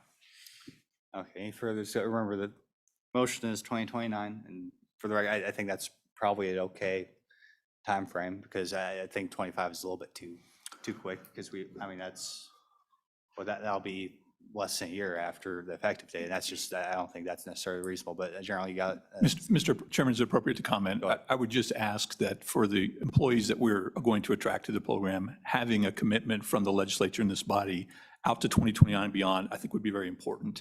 If it's 2025, I believe folks in looking at their own self will start to look for other things because they're just not sure if there's a commitment here. So I would just offer that to the committee. Any further discussion? Okay, Mr. Representative Stadler. Thank you, Mr. Chairman. I was thinking put it out 1 biennium. So it's on our radar and we can look at it. That gives them enough time to get the program stood up, how the recruitings work, if it's working or not, and then make that decision. Okay, any further discussion? Question. All those in favor, say aye. Aye. Opposed, say no. Okay, that motion carries. Any further discussion on page 7? Okay, going on to page 8. And then, yeah, well, you have to deal with the appropriation. Go ahead, Mr. Co-Chairman. Mr. Chairman, looking at the staff comment, I guess, again, I would lean and kind of defer to you as the chairman today and what your prerogative would be on this. My thought is to do one appropriation on this as opposed to multiple appropriations that can be attacked, and allow one appropriation and allow the department to do as they need to do. Appropriating out 3 different areas just offers up 3 different areas for our lovely appropriations team to attack, as well as anybody else out on the floor. So if we can just put it in there, that's my recommendation. just seeing this from the past few years. And I think that, I think we have the number. And so I probably, again, I think it was 2.3. But we'll get the official number, but that would be my recommendation, is to strike the language and just put in one appropriation and allow the department to do as they see fit with the appropriation, and then revert everything at the end of the biennium. Mr. Chairman, if Okay, and that's, so- if that's a motion, I would second it. Okay, and so to be clear, the number is 2.14 million biannually. That's what you have in your PowerPoint, right? And Mr. Chairman, it's actually changed a little bit because of the JCQs that came back from A&I for the positions. Okay. And it raised to $2,363,523. Mr. Chairman, so moved on that. Second. And, okay, and that was school foundation? money, is that Yes, correct? school foundation, keep it at status quo. Cool, so that's on the table, just a single appropriation, not dividing it up by function. Any discussion? Okay, seeing none, all those in favor say aye. Aye. Opposed say no. Motion carries. Okay, so I think we've got this bill in pretty decent shape. We might need some additional, I think, like I said, and I hope that we can have, I think it's a really important discussion as we move forward, is what's the correct organizational structure? Because like I said, we have other examples of state government where there's just, whatever, there's a disconnect there. We have a geographically isolated unit. And, some things that probably should have got done didn't get done. And I think there might be some opportunities for improvement there. But that's probably going to be a much deeper discussion later on. Right now, the focus is getting this out-of-state program stood up. But, I think we can make a little bit of progress there. So we have that element outstanding. But other than that, committee have any further input, discussion on the bill draft right now? Okay, I'll entertain a motion to table it. Oh, go ahead. Mr. Chairman, I just want to clarify, you said from the school foundation? Okay, thank you. Yeah, that's correct.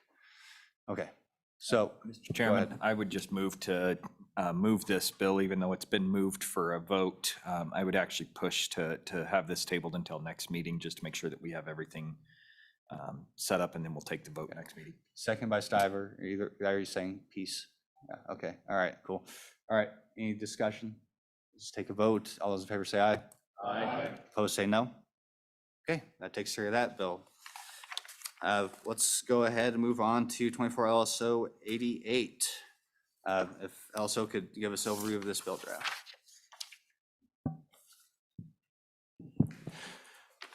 Okay. Yep.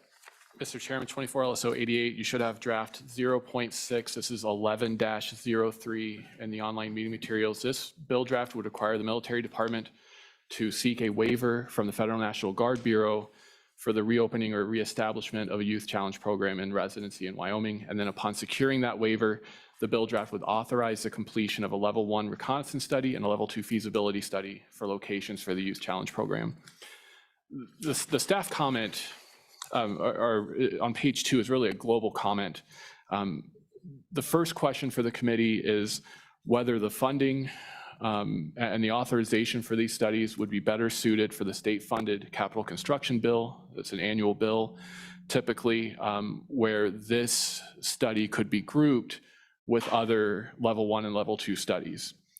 And then the other consideration would be whether the bill draft itself, what's in it, should be forwarded, could be forwarded as a recommendation to the Joint Appropriations Committee and the governor as part of the budget preparations. So to run through the bill draft, page 2, line 18 requires the military department to seek a waiver of any suitability and readiness assessment criteria that are needed to be waived in order for the state to reopen the program. And then not later than 30 days after receiving a response back, the military department will be required to report back to this committee on whether a waiver was granted, if so, any conditions for the waiver, and then if any legislation is necessary to effectuate that waiver. Then page 3, line 17, would appropriate funds from the general fund to the state construction department for the level 1 and level 2 study. Page 4, subsection B, would provide that the appropriation cannot be expended, the studies cannot be completed until a waiver is secured. And then the appropriation would be available until June 30, 2026, or the two studies are completed, whichever is earlier, at which time the fund, any unexpended funds would revert to the general fund. And then the appropriation is not intended to provide a maximum amount for the two studies and isn't construed to be an entitlement or guaranteed amount. This is language that is common for the capital construction bill. And then, Mr. Chairman, this act would be effective immediately. Okay, any questions on what the bill draft does? Senator Pappas. Yeah, thank you, Mr. Chairman. Yeah, just a question on the staff comment. Would the intent, I think probably being a liaison to the State Building Commission, all of these state-funded capital construction projects typically go through the State Building Commission. Is your intent then, if by your note, is to run it through that process to the State Building Commission? Mr. Chairman, Senator Pappas, the main purpose of the staff comment is, I believe it was in the 2021 CapCon bill, there was a line item in that bill for just enterprise studies where a number of these level 1, level 2 studies were simply grouped together in a single appropriation. That's more of the intent of that. My understanding is those studies would be conducted pursuant to the statutes that define those studies and how they proceed. Mr. Chairman, that's exactly how I see it. In fact, I actually sit on the SPC. They have a master planning working group. Unfortunately, I'm missing it today. It was from 9 to 11. But they're discussing these same things right now. My recommendation to the committee is we actually forward it to the SPC to deal with it on their, and with all the other level 1, level 2s that they deal with. Okay, any further questions for staff? Okay, thank you very much. And then we'll just proceed with military department testimony. Go ahead. Thank you, Mr. Chairman. Just a couple of comments on this bill. As Mr. White testified to on the previous bill on 0081, the section 1 about the waiver, they won't do it. They don't do it. But I will say, I don't know that he mentioned their process now. He and his DOD person that he works with, they'll come to the state and look at prospective locations and look at what the plan is, give their advice to making it a better application at some point. So there is a process to that, but we probably, if the bill is written, requires us to seek a waiver, the answer is going to be no. The second thing I was going to mention is in talking with the State Construction Department, just for the committee's benefit, in looking at what level 1 and 2 studies cost, since that's in section 2 on page 3, my understanding is if you are looking at multiple locations, a level 1 and 2 study can cost upwards of $400,000. Just to give the committee a number, I know Ryan Scranton's here from the State Construction Department. I was speaking for him to save the committee some time, but he's certainly here to answer specific questions. And that's all I have, Mr. Chairman. Any questions to the military department? Okay, so that's useful to know that they can, come and take a look at some potential sites at the National Guard Bureau. So how do we kind of get them interacting with our state level process? So what's the path forward there? Mr. Chairman, I think my understanding of the level 1 and 2 study, really the level 2, one is identifying the need, level 2 is how do we meet the need? We'd really have to be pretty deep in or almost finished with the level 2 before they would probably take the time to come out. They'd want to look at, whether we talked about the Mountain View School in Casper, we talked about the State Fairgrounds in Douglas, we didn't really identify anything in Laramie or Cheyenne. They would want to know the what. What are you going to do before they'd come out? So I think you'd have to be pretty deep into the level 2 study, if not completed, before they would venture out. Okay, that's good.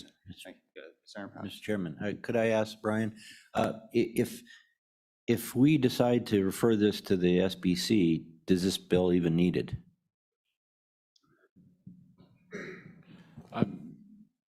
Mr. Chairman, Senator Pappas, I'm not 100% sure on the funding. I think that there would still be a question of perhaps the funding for for those studies. So I guess maybe we'll, Senator, perhaps you're familiar with this process. So what do you, so if we send them a letter saying, hey, you should look at this, are they just going to do it? How's that work? I mean, or do we need to appropriate some funds? Typically, the SBC has their own funding source. We fund them for all the capital construction. They forward their requests to joint appropriations.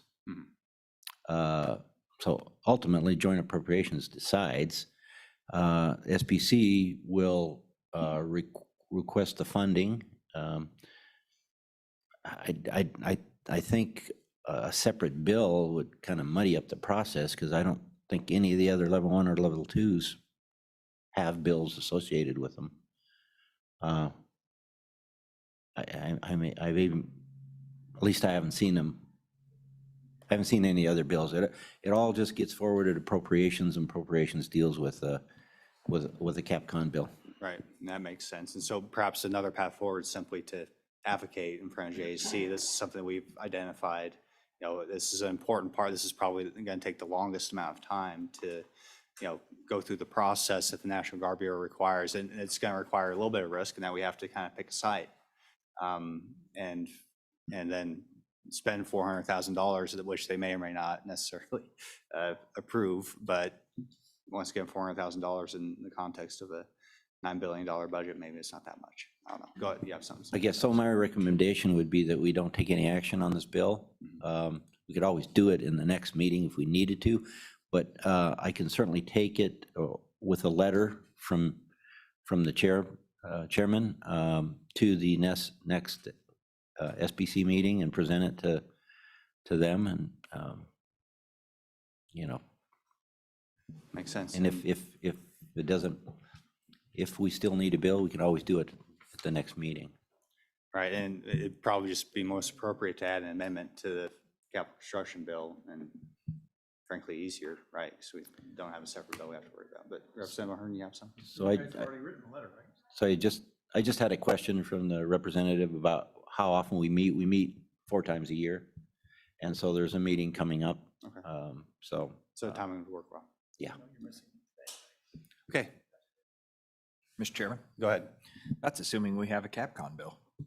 I'm just saying, it's that, I understand the notion, and I do actually agree with Senator Pappas on this. I think that this is probably the most appropriate way forward, as opposed to us moving a bill that is in tandem, that kind of actually coincides and does something different too. So I do worry about the potentiality of not having a CapCon bill because of politics, but.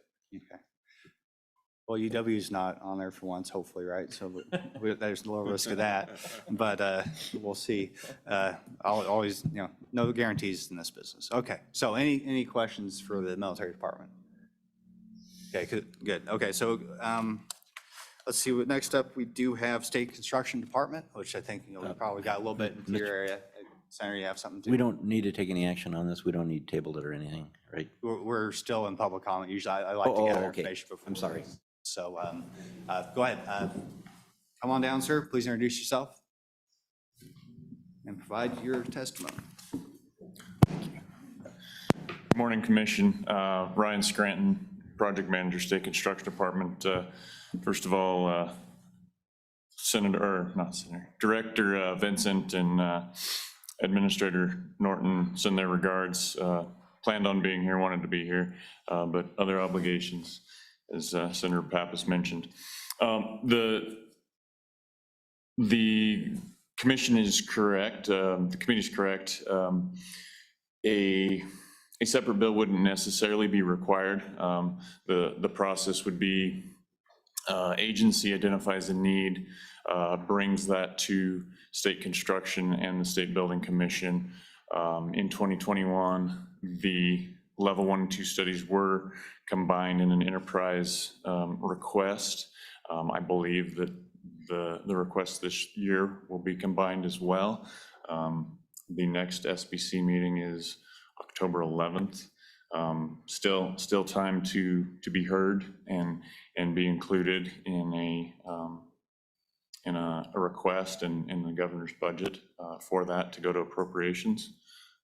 So I think the committee and the military department are heading down the right track. Okay, any questions for the State Construction Department? Okay, thanks, sir. Appreciate it. Thanks for the 2-hour. He's glad to be here. Yeah. Okay, next up, we have Trumbull County School District number 1. And obviously, we have, I believe, 2 school facilities that could be potential sites, so welcome back, sir. Good morning. My name's Steve L. Bogan. I'm the Executive Director for Natoina County School District. I oversee facilities and maintenance for the district. Mr. Jennings, Superintendent Jennings, sends his desire to thank you for the committee's opportunity to speak and apologize for his absence. So I'm just here to speak real quickly that Mountain View Elementary School is a site for consideration for the Challenge Academy. It's still available. We continue to have it in a mothball status. There's currently not, the students haven't been residing in that building for almost 5 years. And so if there's any need or consideration for the use of that building, just need to take in front of our Board of Trustees to further that request if that's what this committee desires. Okay, any questions for Trumbull County number 1? Now, we did request at our Douglas meeting to maybe take a look and see what, compare what you have compared to what would be needed with National Guard Bureau standards. Could you give us a summary of what you found there? Thank you, Chairman. So I spoke with a few folks. We had the opportunity to tour that at any time. It's as Superintendent Jennings mentioned in May, it's a facility that held about 330 students at that time. There is a gymnasium / cafeteria. At one point, it was a production kitchen for our school district, so there's that facility there. The acreage of the school is about 2 acres. It does sit in the residence of Mills. To the north of it is a salvage area for one of our local sign companies. Then the rest of it's just a neighborhood school surrounded by streets. So I apologize, Chairman. I'm not sure if I answered your question, but. Okay, but that does help. I mean, it seems like the biggest change you have to make is to, change some classrooms into sort of a barrack style living. You got the classrooms, you got the gym, you got the food facility, the cafeteria. The biggest change would be converting what were classrooms into basically living space. Is that correct? Yes, sir. Okay, and is that your understanding for the military department as well? Mr. Chairman, we did not tour the facility, but that is for any school, that's what would be required. There are some there's workout spaces and things like that, but certainly a school of 300 students, there's plenty of square footage. It's just a matter of reconfiguring it.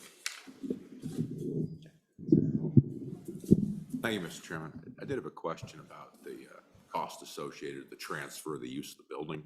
What do you envision that scenario to be?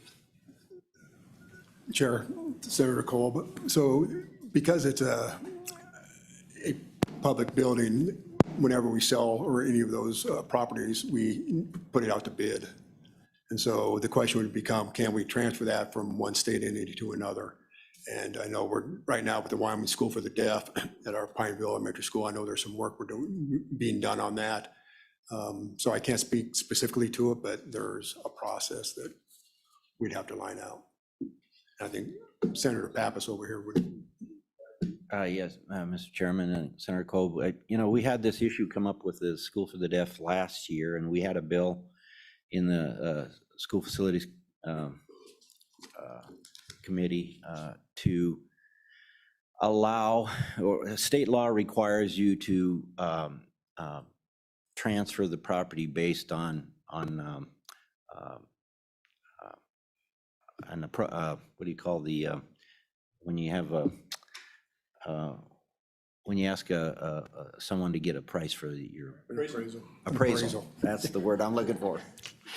So based on an appraisal, and so because you have to sell at market value, and so we try to put a bill together that would allow one government entity in the state to transfer to the other government in the state without the requirement for full market value, just an agreement between the bodies. I think that actually, we had two bills.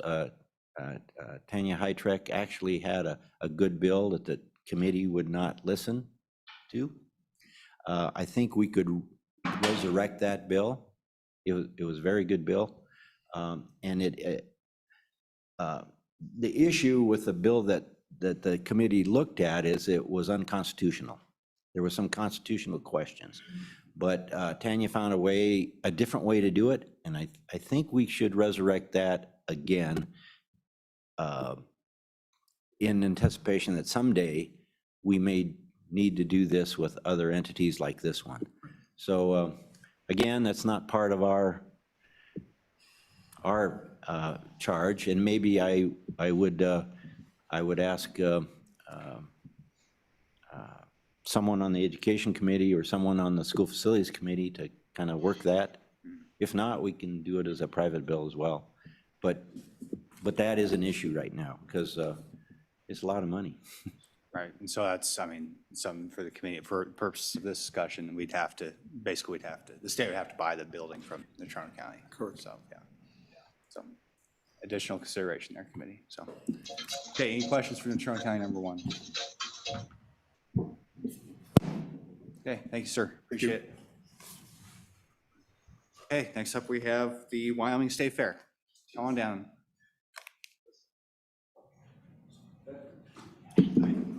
Thank you, Mr. Chairman, committee members.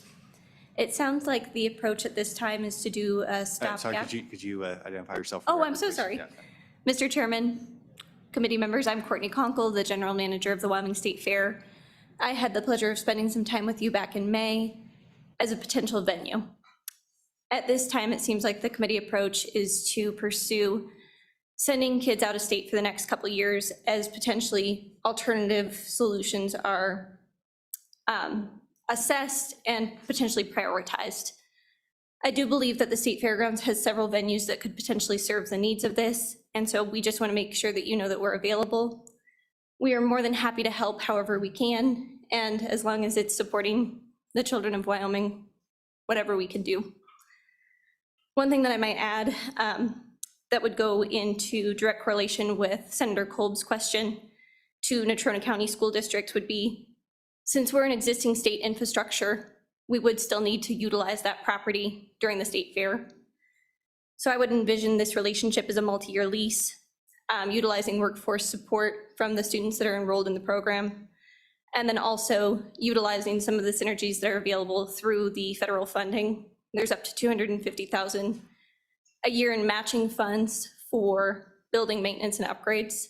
So in the event that we utilize, two buildings, Fort Bridger, which is currently a barrack-style dormitory, it would need some renovations and some modifications. In terms of what we don't currently meet, we do not have any type of security surveillance on site, which is a requirement of the program as outlined in the DoD. We also have Fort Casper, which would be able to be utilized as potential kitchen area and dining hall, or in the event that the program was anticipating significant growth, we would be able to utilize the cafeteria. That would open up 2 buildings. That's up to an additional $1 million per biennium in matching funds available for infrastructural support. So I think it's something that could help to serve the fairgrounds and the longevity of those properties. But also I think that it could help the state of Wyoming and help the Challenge Academy to have a permanent home that would still be on state-owned infrastructure. So at this time, I know that it sounds like a long ways away when we're talking about 2026, 2027 of resurrecting a program, but realistically that would mean level 1, level 2 studies taking place simultaneously as we go through the upcoming biennium. And we would need to make sure that we have a plan in place for implementation. And at this time, we just want you to know that we would be more than willing to have those conversations with this committee and do anything that we can to support the future of the program if it's this committee's pleasure. Okay, any questions? Go ahead, Representative Pendergraft. Thank you, Mr. Chairman, and thank you, Courtney, for the tour.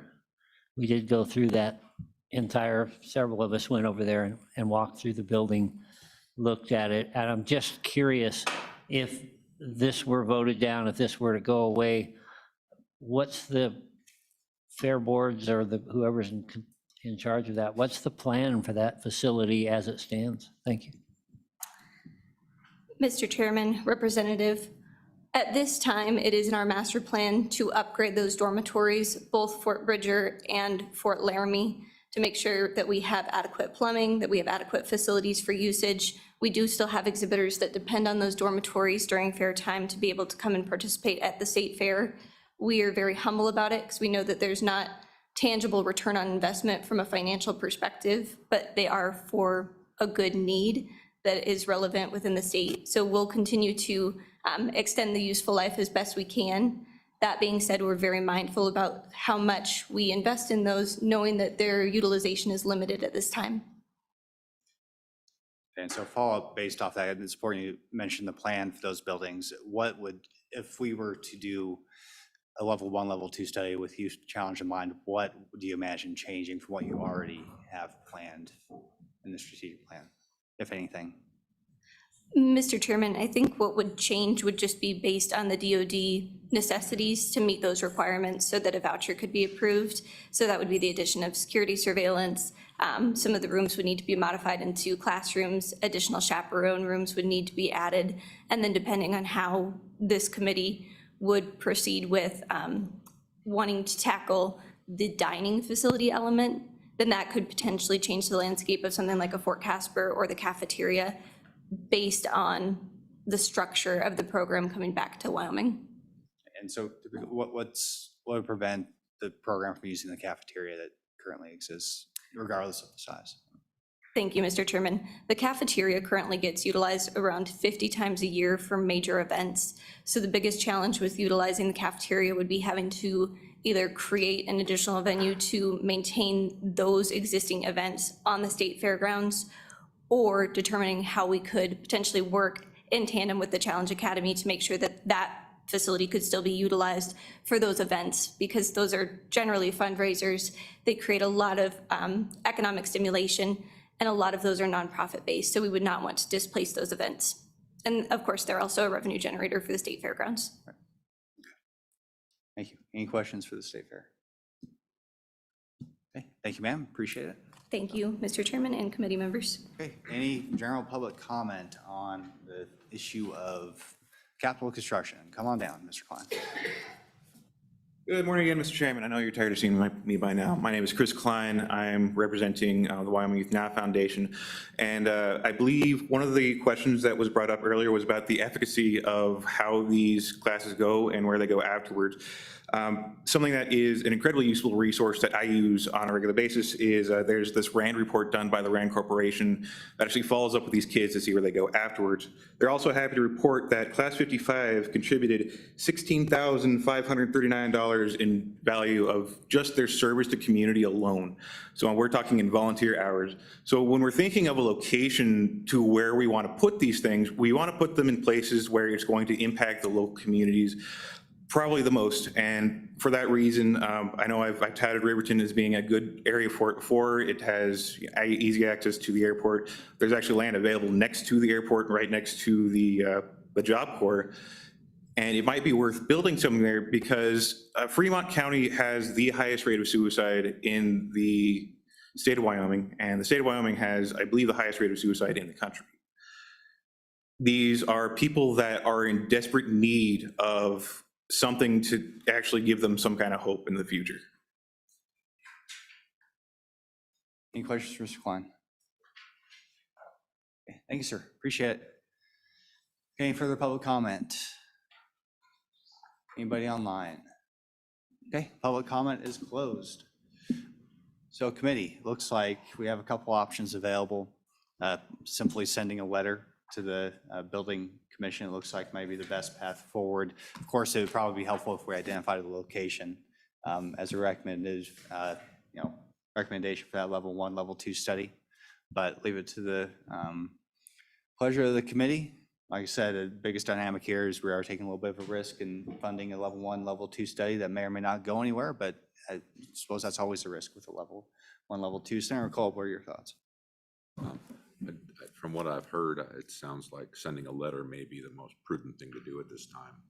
And if, I don't know, if we're precluded by just giving two choices or thin it down to one, I think that's another question, but I'm in favor of the letter and discussion about just how we're gonna name said facilities if we do. Representative Wiley. Mr. Chairman, I would also agree with maybe sending a letter. I think it would be premature to get our cart in front of our horse here. Anybody else? Okay, so question for the State Construction Department. What would happen if we just sent a letter saying, hey, we need a level 1, level 2 study for youth challenge, but we don't identify a location? How would that be perceived? What would be the process from there? Mr. Chairman, Ryan Scranton, State Construction Department. I don't think that a location would have to be identified in order to initiate a level 1 and 2 or approve a level 1 and 2 study. I've been involved with several that the location isn't known. And so I think as the military department has identified, 4 that could work for labor force, I think that's sufficient area to look. And I think a letter would be welcomed, but I don't know that would be necessary either. I think that the military department could bring the request, but support from the committee would be welcome. Mr. Chairman? And so, Senator Pappas. The level 1 and level 2, level 1 is a feasibility study, and that is the intent. Exactly. So locations are not known, and that's what actually the intent of a level 1 is to identify locations. Perfect, okay. So, and I think a letter from the agency to the construction department is great. If the chairman want to add a letter to it, is fine, but it will have to come from the agency to the state construction department so they can forward it to the SBC. Okay, and so. Mr. Chairman. Question, okay, go ahead, Heather. Mr. Vincent is online. I believe you'd want to speak to him. Okay, all right. Mr. Vincent, welcome to the committee. We're just discussing, potentially sending a letter from the committee to the State Construction Department for a level 1, level 2 study for the Youth Challenge. But yeah, feel free to add your input. We're kind of moved past the bill, it seems like, that you have in front of you, and we're talking about sending a letter. So that's where we're at. Go ahead. Thank you, Mr. Chair. Jerry Vincent, Director of the State Construction Department. And a lot of what's been said here, I don't want to retread it, is exactly what we do, what Ryan's talking about and what Senator Pappas. Our feasibility part of level 1 is, should this be fairground? Should it be Mountain View? Should it be? So that's exactly what takes place often in level 1. Level 1 isn't, I heard the $400,000 mentioned, and it certainly can be, but that's not where the cost is in the level 1.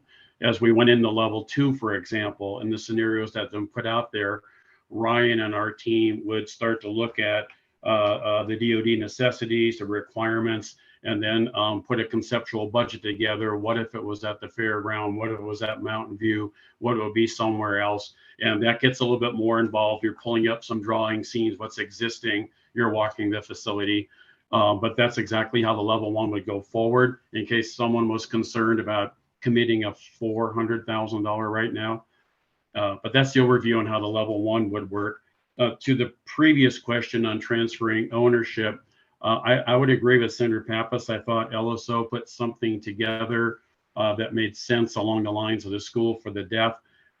When it didn't go forward, what I am doing right now is in our 25-26 budget on schools.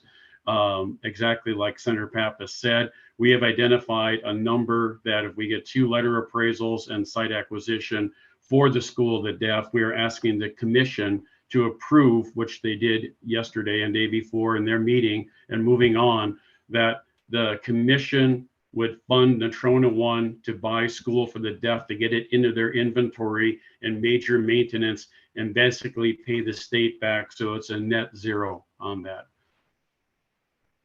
And I stand for any other questions you may have. Any questions, committee? Okay, seeing none. Any further discussion? Okay, I have a question for the military department. Are you going to be pursuing a level 1 study with the through the capital construction process?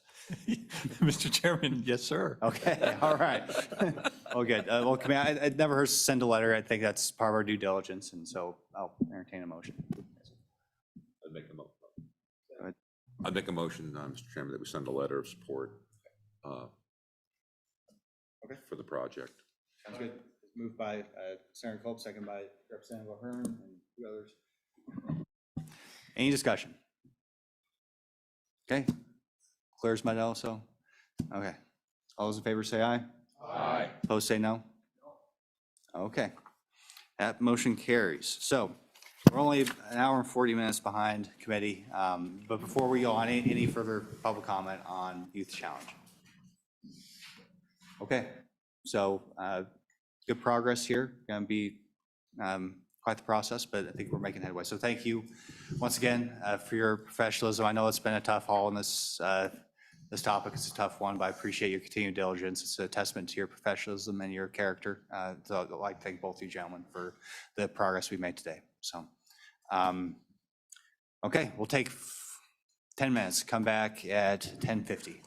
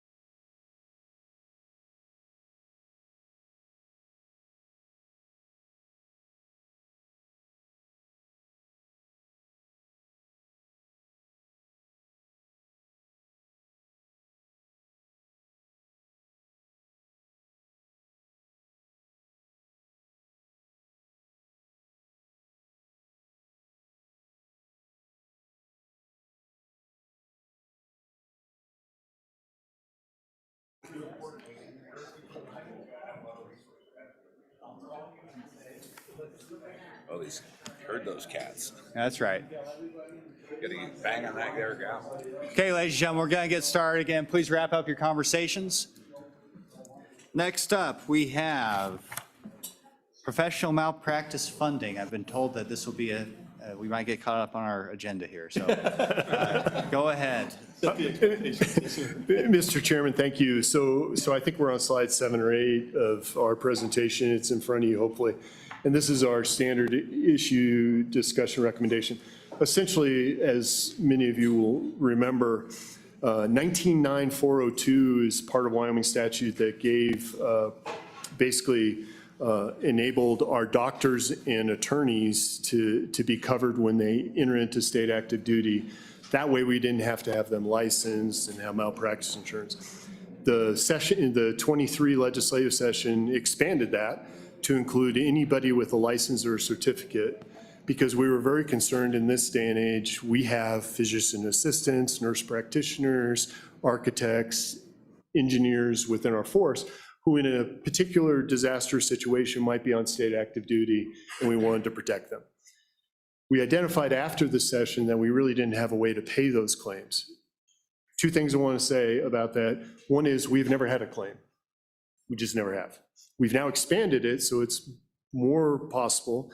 But what we'd like to recommend to the committee is, since it's a budget session in particular, to hold this over and address this in the full session after the upcoming one in 25.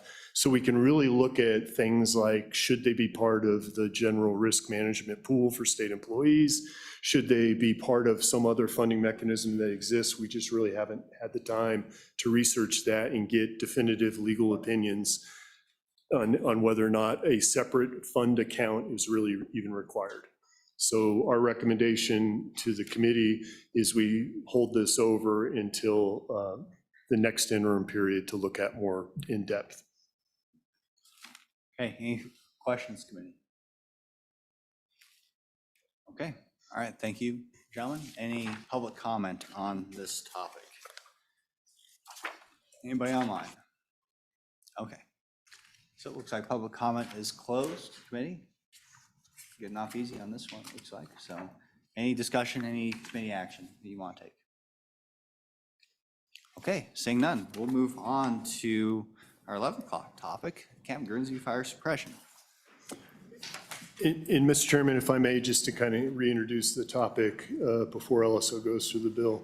So there is a draft bill, 24 LSO 0084. As a committee may recall from our May meeting, currently fires that occur, and in particular, we're looking at Camp Guernsey, we go into a mutual aid, the various fire districts, we respond to each other's fires. Mutual aid is really that first 8-hour period.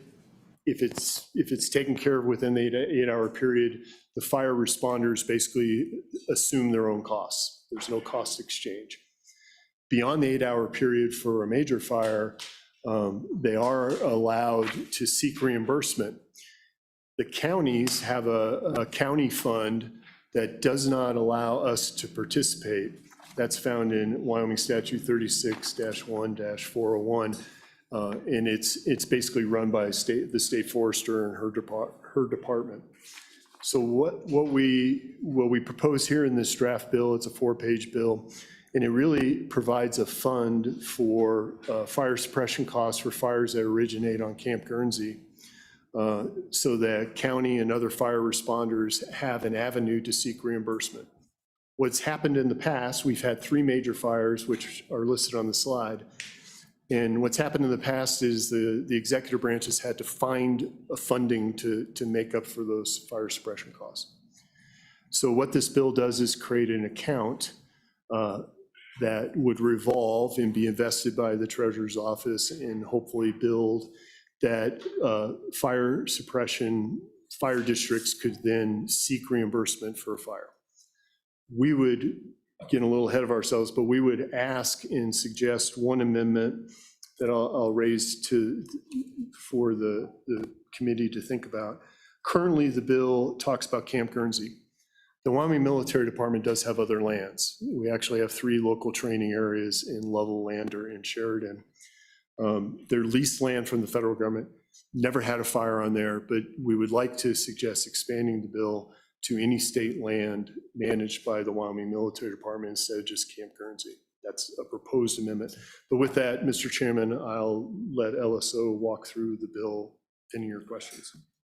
Any questions on that brief overview before we get in the bill? Mr. Chairman. Member Ahern. What's the access of other people on those 3 other training facilities and those other 3? I want to make sure it's military people that might be creating the fire and not somebody else. Thank you. Chairman Boner, there is public access in those lands. So I would say that that there could be a possibility of something else, either natural or other people creating a fire on those lands, other than just military actions, sir. And could you say that same thing for Camp Guernsey, though? Absolutely. Senator Cole. Thank you, Mr. Chairman. I'd like to ask a question. In Guernsey, what's left to burn? I mean, I'm not being funny about it. We took that helicopter ride to, look over the base, and what they flew us over was all burnt up. So, percentage-wise of your property, what could be, what fire do you think you risk they have? Thank you. Mr. Chairman, Senator Cole, it grows back every year, and particularly this year, we have wildland fires, grass, prairie fires, all that fuel out there. So while we have some fires that have burned off a lot of the trees, there still is the underbrush, and there's still quite a bit, particularly in the southern part of it, that's combustible. But I appreciate it. And if I might add, Mr. Chairman, it is over 81,000 acres. We have not burned 81,000 acres. Mr. Chairman, if I could make a correction on the slide, just to make sure, under discussion, that first bullet, it says after 24 hours. It really should say after the first operational period. So if you would just make that note, please. I want to make sure we're clear. Any further discussion, questions? Okay, let's go and step through the bill draft.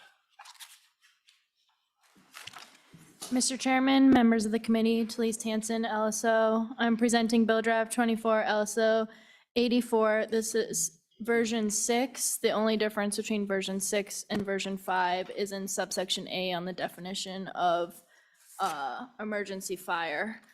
So this bill draft creates an account for emergency fire suppression costs at Camp Guernsey. Section 1 of the bill draft creates Wyoming Statute 19.7.210. Subsection A provides a definition of emergency fire to mean a fire burning on or originating at Camp Guernsey that is or clearly threatens to be beyond the fire control resources of the military department. Subsection B creates the military department emergency fire suppression account. The account includes all legislative appropriations, all funds deposited to the account by the military department, and all earnings from investments of monies into the account, including donations, gifts, bequests, devises, and grants for the account. Subsection B further provides that any unobligated and unexpended funds in the account shall not lapse or revert and shall remain available for distribution. Subsection C provides that any unexpended balance in the account shall be invested by the state treasurer, and the investment earnings shall be credited to the account. Subsection D provides that the funds appropriated by the legislature for emergency fire suppression shall be deposited into the account, and all funds are continuously appropriated for contracts and other expenses authorized.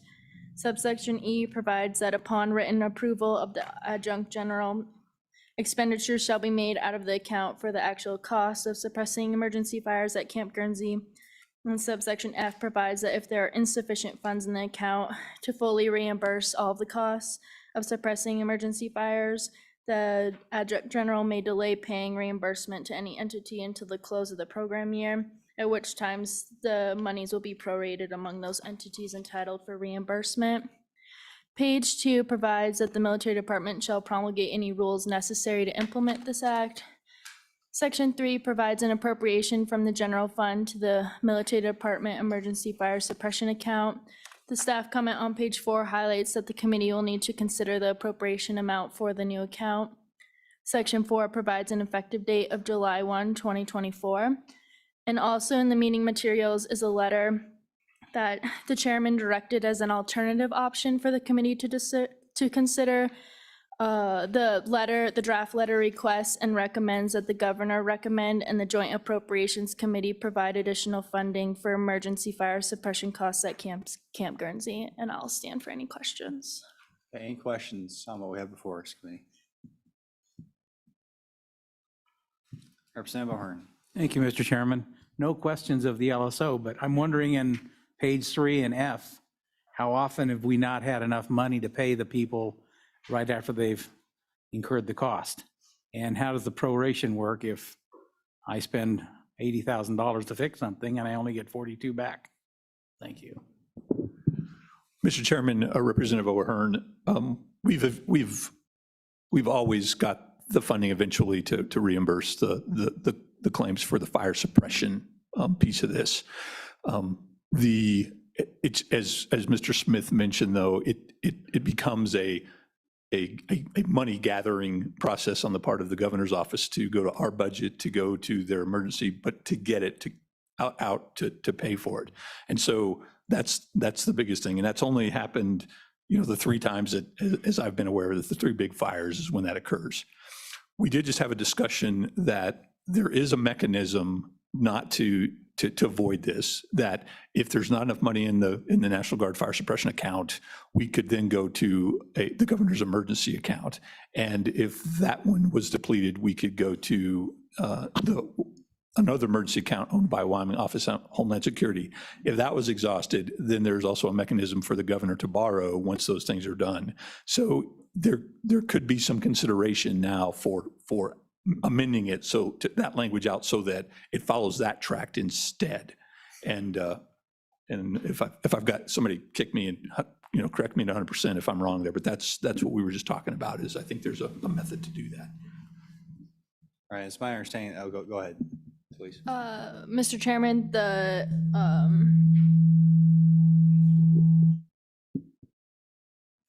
Mr. Chairman, the language in subsection F mirrors the language that is in the county emergency fire suppression account that the military department mentioned. So that's just a mirror of the county emergency fire suppression account statute. And so the way the bill is drafted right now, would that prevent the SOAR B11 process that we just heard? I mean, the governor could still move funds into this account, right? And even if they expended all whatever we appropriate in there, is that correct? Yeah, Mr. Chairman, yes, this is just added security that if that doesn't happen, that it just says that it will be prorated amongst those agencies. Okay. And so it just brings the question, what's the main benefit is if we appropriate money, it sits there, it's ready to go. It won't take as much time to reimburse the affected agencies, and maybe you could just spend a little bit more time, talking about why that's so important. Is that a big deal for, say, a rural fire district in Platte County?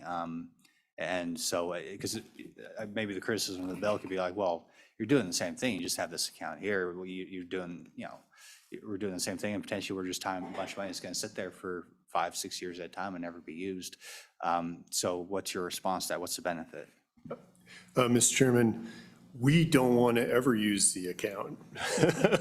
I just wanted to be really clear on that.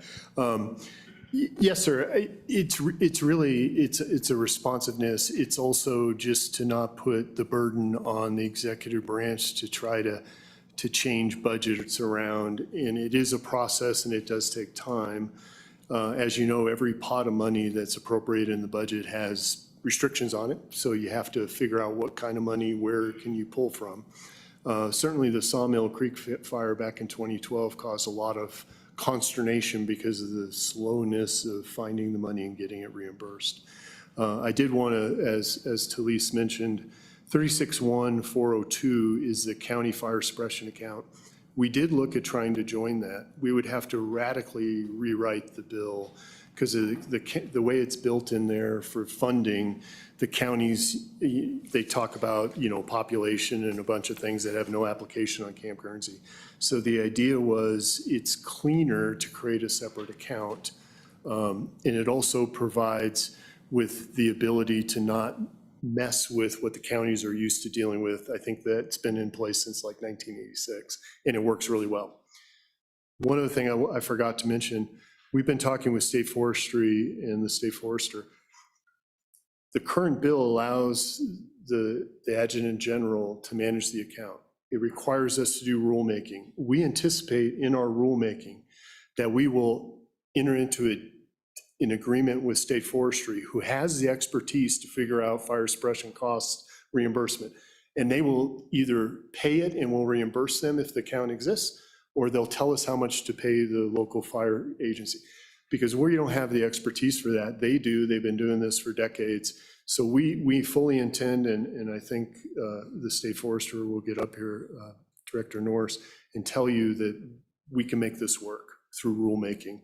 So it isn't just the Adjutant General has to figure out when you ask for X dollars, whether that's a legitimate fire suppression cost to be reimbursed. Go ahead. Thank you, Mr. Chairman.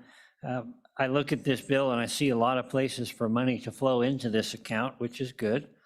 Bequests, devices, grants, devices. And all of these things jumping into there, I guess that brings the question, let's say that we're blessed for a period of 20 years or so, we don't have any substantial fires. When is enough? Have we given consideration to putting a cap on this and said, once it's there, we move money back into the general fund? Thanks. Mr. Chairman, we've talked about that, and certainly it's something for the committee to consider.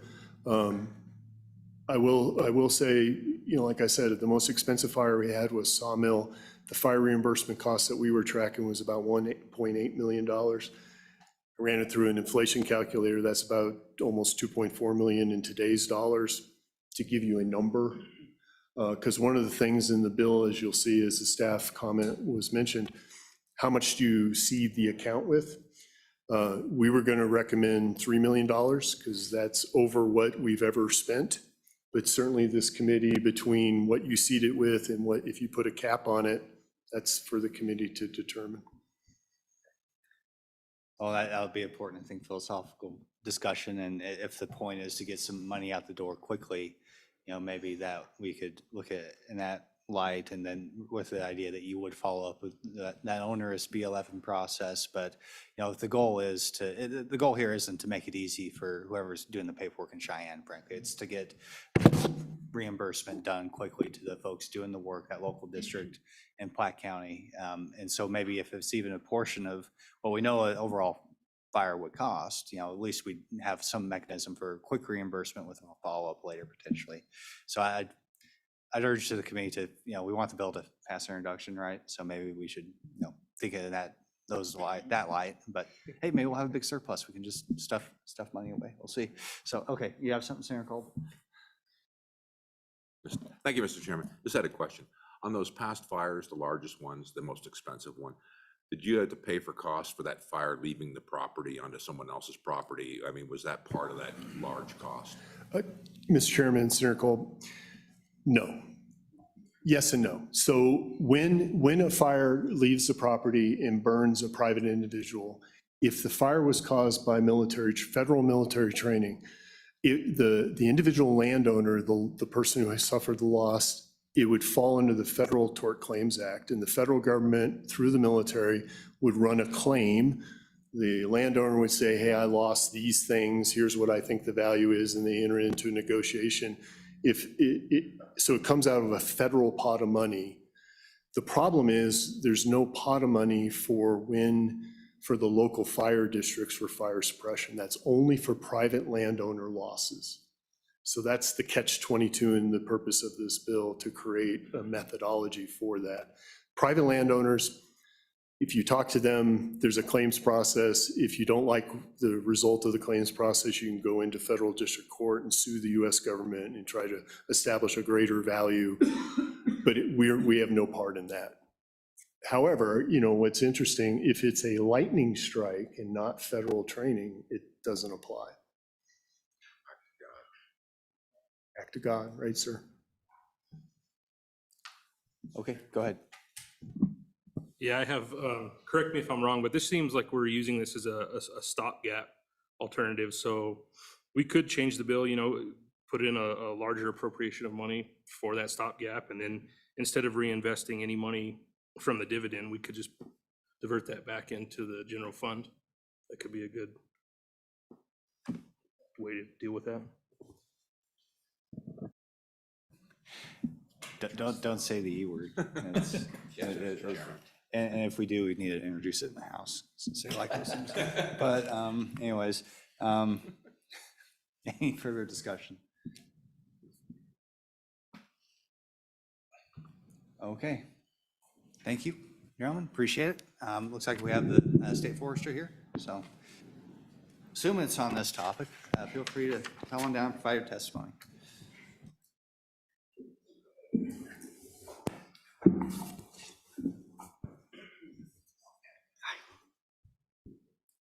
Is it on? Yeah, go All ahead. right. Good morning, Chairman, and all members of the committee. My name is Kelly Norris. I'm the Wyoming State Forester. With me today is Jared DeLay, our Assistant State Forester, Fire Management Officer. The Wyoming State Forestry Division is responsible for wildfire management on 3.6 million acres of state trust lands. Over the last 70 years, our division has worked cooperatively with our county cooperators, our federal partners, to help manage wildfire suppression and administration. And state, county, and federal firefighters are trained to respond with the closest resources available. As the administrator of the Emergency Fire Suppression Account, I want our initial task forces to be focusing on how to contain that fire. I don't want them to be worried about who should order what, who has authority, am I going to get reimbursed for this if I order this aviation? I want them focused on putting on that fire right then and there. As presented today, previous wildfires have occurred on Camp Guernsey, and Wyoming Military does not have the funding to help support the cost of suppressing those wildfires. In the past, the suppression costs from the military fires were paid from the governor's special budgeted funds. An emergency fire account would take the burden off the county, the federal, and state resources responding and assisting the Wyoming military with their wildfires on their lands. The appropriate resources would be ordered, and coordinated through our large wildfire network. Before a wildfire begins, state forestry, the Wyoming county cooperators, federal firefighting agencies, and even the Wyoming military agree on when and where we will bill each other, as well as how we're going to coordinate the fires beyond initial attack across multiple jurisdictional boundaries. And we talk about mutual aid times and what we're going to bill each other. Creating an emergency fire account for the Wyoming military will allow them to be relevant partners in this discussion.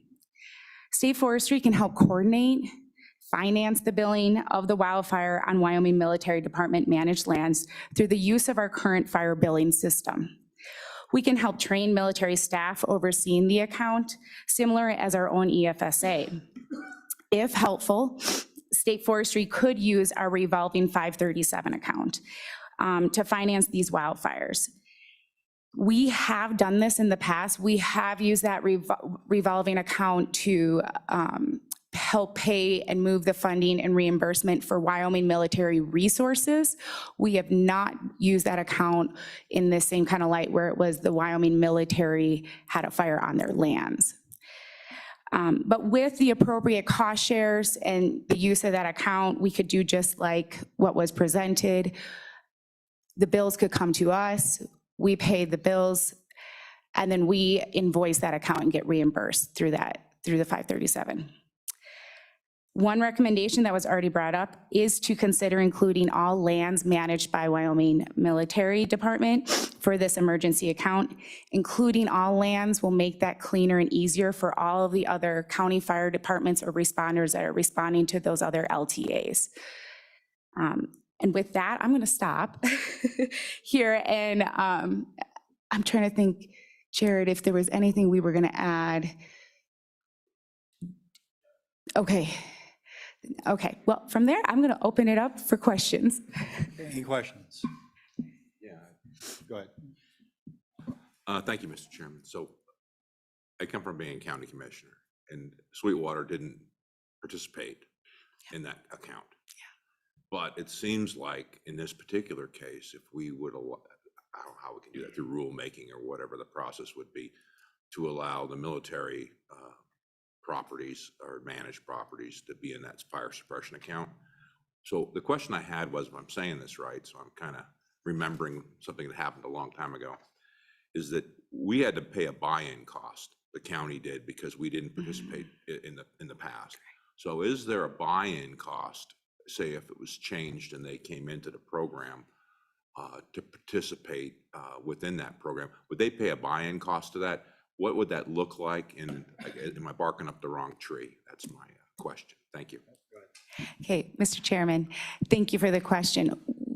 What we are presenting here is an alternate emergency fire suppression account just for Wyoming military lands versus them coming into that specific EFSA account. And the reason for that is this would be an immediate way to get them the funding they need to participate.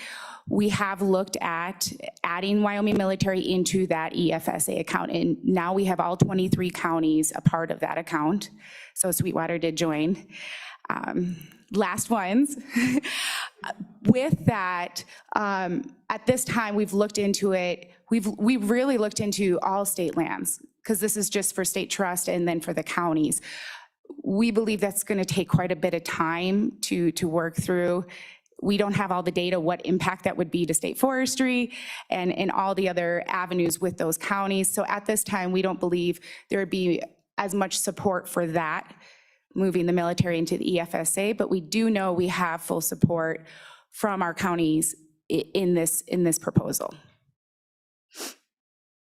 Yeah, just to follow up to that. So personally, I wouldn't feel comfortable unless I knew what those costs were for them joining it direct. I realize you're not prepared. I understand that. But I would certainly like to see those numbers when it comes to the cost, so I can personally make a value decision on what may be a better way to go. But, you know, I mean, I appreciate all the work you've done, and obviously you didn't know the question was coming, but I'd certainly like to know that answer. Mr. Chairman, is the question what the appropriate cost would be for an EFSA account for just military, or what that appropriate account would be if they were to be added into our current EFSA? We do not, because that's a great question. We can't figure that out very well either, because the way it's set up is based on population and valuation of the county. It's not, and that is not something Wyoming military lands has. So we don't have a comparable. We would need to actually create something like that first. And this account, if this one gets created, will be a real great way for us to tell if one day they were to get what is the appropriate amount for them. Thank you. Okay, any further discussion? Okay, go ahead. Thank you, Mr. Chairman. Just to add to what Forester Norris said, if you look at Wyoming Statute 36-1-404, that's the county fire suppression account. It's all about how it's funded. There's an annual fee that's paid that is based on so many fractions of a cents per acre for each acre of private land in the county, plus an amount equal to the assessed valuation of the county. When we looked at trying to add the military department to the existing account, it would require a total rewrite of the account, and we would have to work with the counties and state forestry and try to come up with an appropriate valuation number, because every county pays a different amount based on those two factors. So we just, in our view, and in talking with the governor's office, we thought it was much cleaner, simpler, and quicker to create our own account. If it's not used, then it certainly helps the legislature at some future time to make a decision about that account and how much money stays in it. Okay, any further discussion or questions? Representative Overman. Thank you. Excuse me. I'm just wondering, thank you, Mr. Chairman, on this section F where the money runs out and they can delay it till the end of the year and then basically get out of paying anymore. How does that fit into your program? Does this section make any sense in relation to your operation? Mr. Chairman, that's a great question. In 2012, we did run out. The EFSA ran out quite a bit. And so we had to go to legislation and we had to ask for more.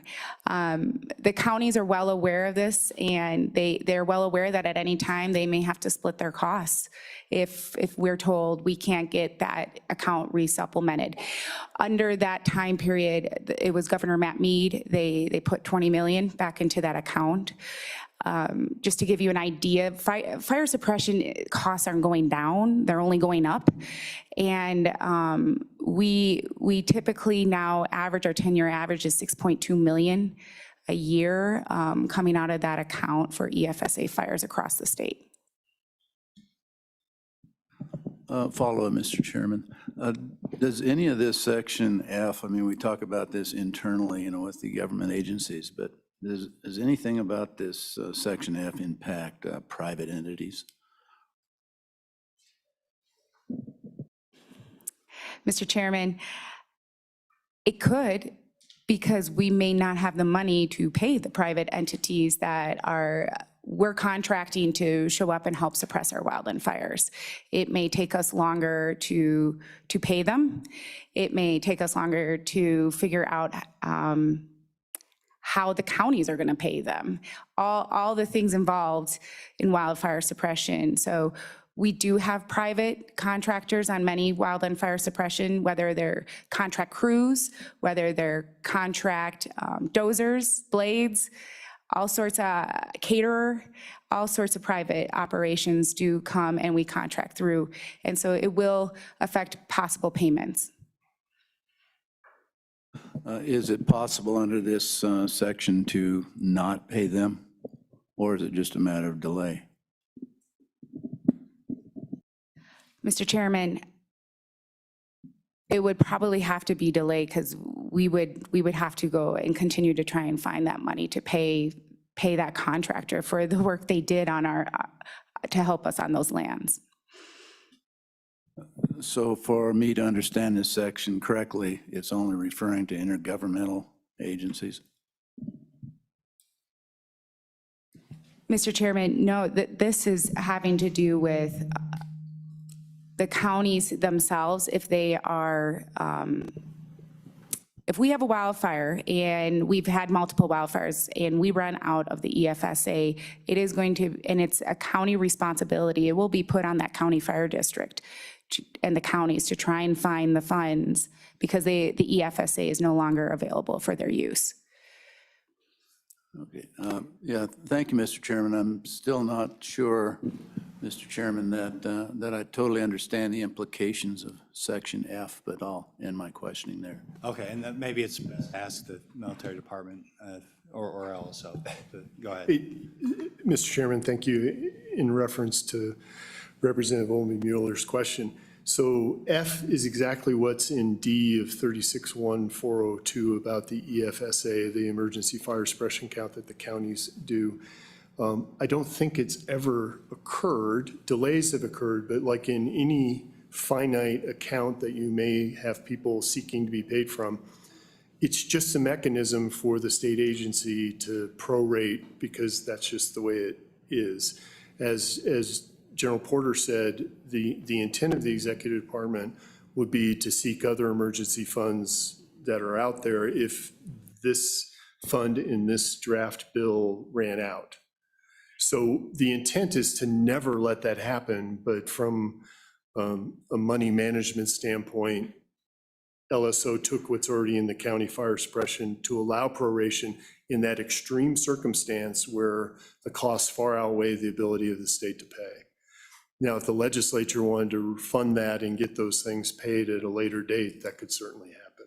I don't know if that helps at all.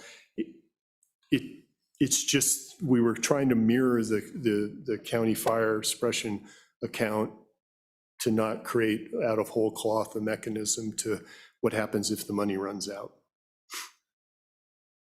Thank you, Mr. Chairman. So worst case scenario, private companies that brought services into this arena could be left holding the bag.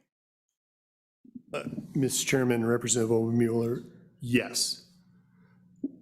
I think the executive branch, certainly what state forestry has done, that's never happened. But it's in the statute to allow that if there's just no other way to pay. Mr. Chairman. And go ahead.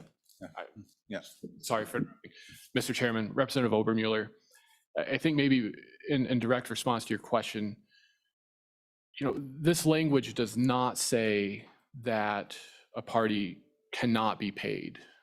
It says that it would be delayed and then the available funds would be prorated. I don't think it could say that a party could not be paid because the Constitution precludes the impairment of contracts.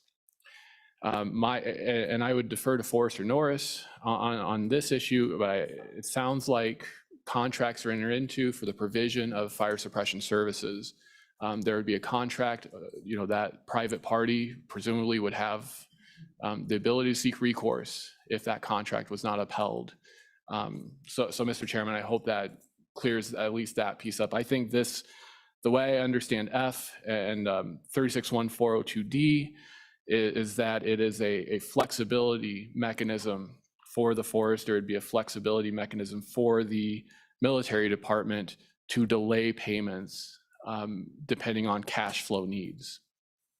Right, I think it's worth, it's been said several times, this exists currently at this provision. And so whatever we're worried about already exists in statute. And so far I haven't heard any problems, but anything anybody else would like to add or beat that horse to death? Okay, go ahead.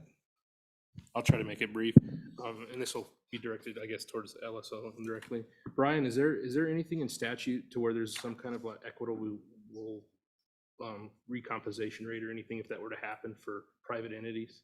Say we held your money for the year, couldn't get you paid, but at the end of it, here's 5% or something on that money. Mr. Chairman, Representative Wiley, in these statute, in the bill draft, in the forester statute, there's nothing about the payment of interest. There are provisions, I believe, in the Code of Civil Procedure in Title I concerning the payment of interest if there were to be a court action, but just not in general. And Mr. Chairman, I would assume that the contracts that are entered into contemplate the statutory language as well, that would be a condition or provision of any contract entered into for fire suppression. Senator Powers.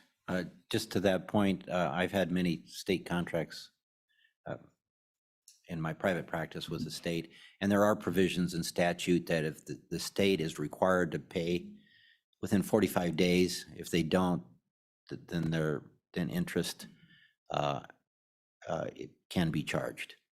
It's in statute already somewhere. Okay, any further discussion? Okay, come on down. Yeah, yep. So I need a seat or two up there. Mr. Chairman, sorry if this isn't the appropriate time. Erica Legursky, Policy Advisor for Governor Gordon. Just wanted to reiterate, and I don't know if this will help at all, but what we have done in the past and what has been in some of the budget bills in the past. So the last one was Enrolled Act number 12, section 302. There is the ability to do the fire borrowing. And so there's $20 million in that account. And what that says is that if the state forestry account gets depleted, there is a contingency account within the Office of Homeland Security. There's about a little bit of a contingency account right now within the governor's office of $475,000. If those get exhausted, then the governor could implement and execute this borrowing authority of up to $20 million. So that's what we would look at on the executive branch side as far as kind of a fallback to that. So I just wanted to bring that to your attention in case that helped. Okay, thank you. Any questions? Thank you very much. Okay. So any further public comment on this issue? Come on down, sir. Mr. Chairman, I'll make this brief. I'm Aaron Clark. I'm the County Okay, go Fire ahead and sit Warden down. in Talk to the Platte County. microphone. Say in the microphone, sir. Okay, Aaron Clark, County Fire Warden for Platte County. I think the reason we're here is because of the last fire on the list that's listed as Baldy Mountain. And the chairman will remember that Platte County got in a crack in terms of trying to get reimbursed for that fire. We spent $83,000 on July 20th and the 21st putting that fire out. We invoiced the state on August 16th. We did not get reimbursed until December the 22nd. That's $83,000 out of pocket for 3 districts in the state in Platte County. All of those 3 districts operate on an annual budget of less than $100,000 apiece. So our issue has never been, are we going to get paid? We're going to figure out how to get paid. But what it is, it's a cash flow issue. So what we're doing is we're taking property taxes that are paid by the landowners in Platte County. We're using that to go suppress a fire on Camp Guernsey that was started during a training operation. That fire is going to eat up a significant amount of the cash that we have available to apply to public land or private land suppression the rest of the county for the rest of the year. When that happens, we have to start thinking about how we're going to pay for fuel. How are we going to pay for private property fires that we have going on? Now, we worked it out last on the Baldy Mountain fire by using funds that we had pretty much pocketed away over the last couple of years, but it could be a big issue for us. And I appreciate the help the chairman gave us in trying to get that money, but I think the only way we got paid is to actually go down and sit down with the governor and say, we're in a crack. We have to have operating funds when we use taxpayer money to put out fires on Camp Guernsey. So that was the purpose of this whole discussion. And I will tell you, we endorsed this bill big time. Thank you. That's a really valuable perspective. And so you have to have some savings in 2021. That's what got you through. What if you didn't have that? What would have been the impact? It would have, yeah, I mean, it's really hard to say, hey, landowner, we can't come put your fire out because we just spent it all on Camp Guernsey, so that's what we're up against. All for the privilege of living in Platte County where you happen to have a significant military presence. So Exactly right. Yeah, okay. So any questions, committee? Okay, thank you, sir. Appreciate it. Okay, so any other public comment? Anybody online? Okay, so public comment is closed. Committee, what's your pleasure? Okay, move the bill. Okay, O'Hearn moved it, seconded by Brennan. Yeah, there you go. Any discussion, committee? We'll just go ahead and go through it page by page, easy enough, when it's 4 pages. Page 2, we did have a suggested amendment on line 6 to have it apply to any military land. And so, Mr. Smith, do you have anything specific, the actual words you'd like to, so strike Camp Guernsey and insert what? Thank you, Mr. Chairman. It would be all state lands managed by the Wyoming Military Department. And there's actually, to save time, 3 places in the bill. Page 1, lines 2 and 3 in the intro to the bill. Page 2, line 6, and page 3, line 13 and 14. All say Camp Guernsey. We'd substitute all state lands managed by the Wyoming Military Department unless LSO suggests some other comparable language. I think that's pretty close. If that's something we want to consider, committee. So any motion on that potential? So moved. Okay, so moved by Representative Brown. And second. Okay, Nemick second. Okay, any discussion on that? Okay, all those in favor say aye. Aye. Opposed say no. Okay, that motion carries. Okay, so I guess through page 2, we're on to page 3. Page 2, Mr. Chair. Oh, go ahead.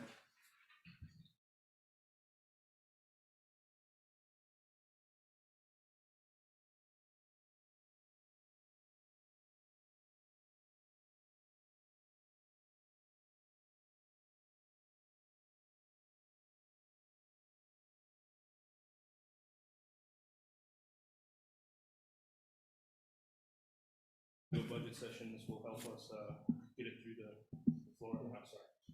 Okay. All right, so is there a second? Okay, and Mr. Foley, you have a question, or? Yeah, Mr. Chairman, I think the question would just be if we have flexibility to effectuate that in a different way. I would say probably subsection C would be the easiest. So page 2, line 13, after department, add a period, and then delete the remainder of the sentence. And then on page 3, line 3, delete account, insert general fund. Okay. Yeah, that's fine. Yeah, and that's, I think it should be just an assumption that if there's a technical correction that needs to be done either now or in review of the bill later, that's something that's acceptable if the committee's okay with that. But the intent here is pretty darn clear, so. Okay, any discussion? Okay, all those in favor, say aye. Aye. Opposed, say no.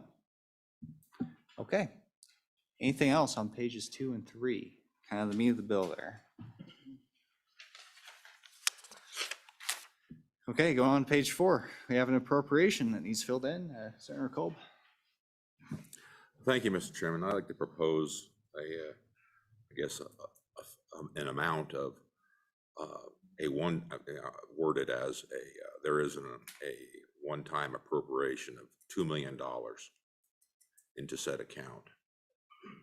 And I say that in a starting point because, I mean, if you look at this, it's what, 2.2 million over 17 years for fires. This will give you a buffer. We've now taken any interest coming off of that money and put it back in the general fund with conforming language. So this is a starting point, and I think it puts an account in there that we can draw from and not hold other folks, holding the bag with costs. So I think I'm up for discussion with it, but I'd like to propose $2 million as a one-time appropriation. Okay. Seconded by Representative Hurd. Any discussion there, committee? Representative Berger. I just have a question. If we have to pay from that account, do we replenish it and just always keep it at 2 million, or does it just keep going down until it's paid? Well, it looks And then like on and on, it'd then be we- 2 million, and we'd have to replenish it, but go ahead, Senator Cole. Yeah, just to, I guess, clarify that, yeah, it would go down. But I think we don't know when they're gonna fire. Nobody can predict a fire. This is more of a buffer that leads the contractors or the firefighting folks with monies to pay for a fire. And then they can come back before us, whoever may be here, to discuss what they may need in the future, and we can reevaluate. Representative Pendergraft.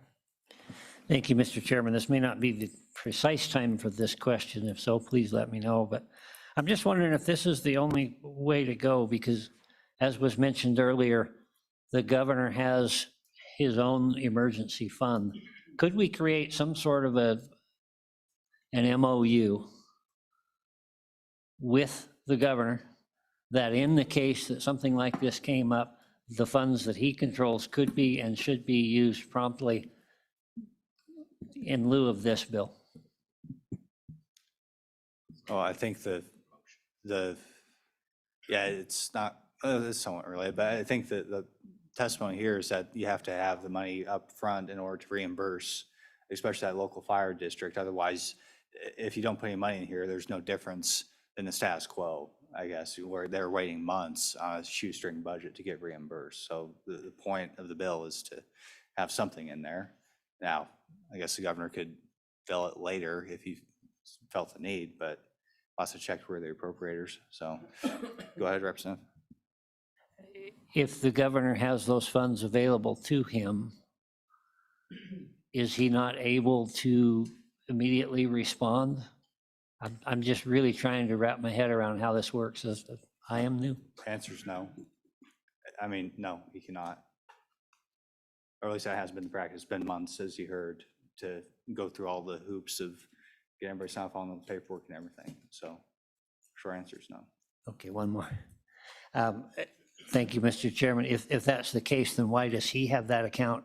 My understanding was that was his emergency account that he could dip into without having to go to us. Thank you for your patience. Right, yeah, and sure, we could get somebody, I mean, maybe Erica knows that there is a process you have to go through. We can't just, I'm assuming we can't just pick up the phone and say, hey, transfer $2 million over here. And we heard testimony was that took months, right? The internal process, and because there is still some accountability there to us, the appropriators, when they do that, which I completely agree with as a branch of government that is responsible for the purse strings here. But that accountability takes time. But Erica, feel free to fill in. Mr. Chairman, Erica Legursky again. You're correct. So the governor does have that account. Right now, the contingency account that we have is roughly $475,000. Wouldn't have been enough to cover what was in the, or almost not enough to cover what was in that account. We have that account for other purposes as well. There is the public welfare emergency account that was out there. That one, like you said, we have to go through the B11 process. We have to let the appropriators know that that money is there. There was not a process in place, which is what took a long time for this one was there precedence of using that fund for fires. There was a lot of documentation of had or hadn't it been used for fire. So trying to figure out if we had the authority to use that for fire. So it did take a long time for that process. And in those conversations is where we had led to, do we need to be part of that fire suppression account, or would it be an easier mechanism and almost a comfort, if you will, for those that are helping respond to the military department to know that they have a pot of money, so they're not making those decisions based on are they going to get reimbursed or not. Okay, any further questions or discussion committee? So, go ahead. Looking to possibly do a friendly amendment with the interest, potentially any money in the account going above the 2 million goes to the general fund, but the interest, if they use $56,000 or the 86,000, that depletes the account, that the interest would build it up to the 2 million. Okay. So then it just stays established. All right, and so we might have to vote on this amendment first, and then we can entertain that one later. So yeah, right now, the amendment that we're discussing right now is to just put $2 million in place of the blank we have here. So any discussion on that, then we can get to what Representative Smith is discussing. Okay, all those in favor say aye. Aye. Opposed say no. Okay, that motion carries. Representative Smith, do you have another amendment? I would just like to allow the interest on the account to max out at 2 million, and any additional interest goes to the general fund, but if they deplete the account, that the monies would replenish the account. And as a second somewhere, right? Okay, Representative, good. Second is okay. Go ahead, Representative Wiley. Mr. Chairman, I would maybe caution this. I would like them to come back for reappropriation to the body in the future, because we don't know the factors that could change, right? We don't know if cost goes up. We don't know,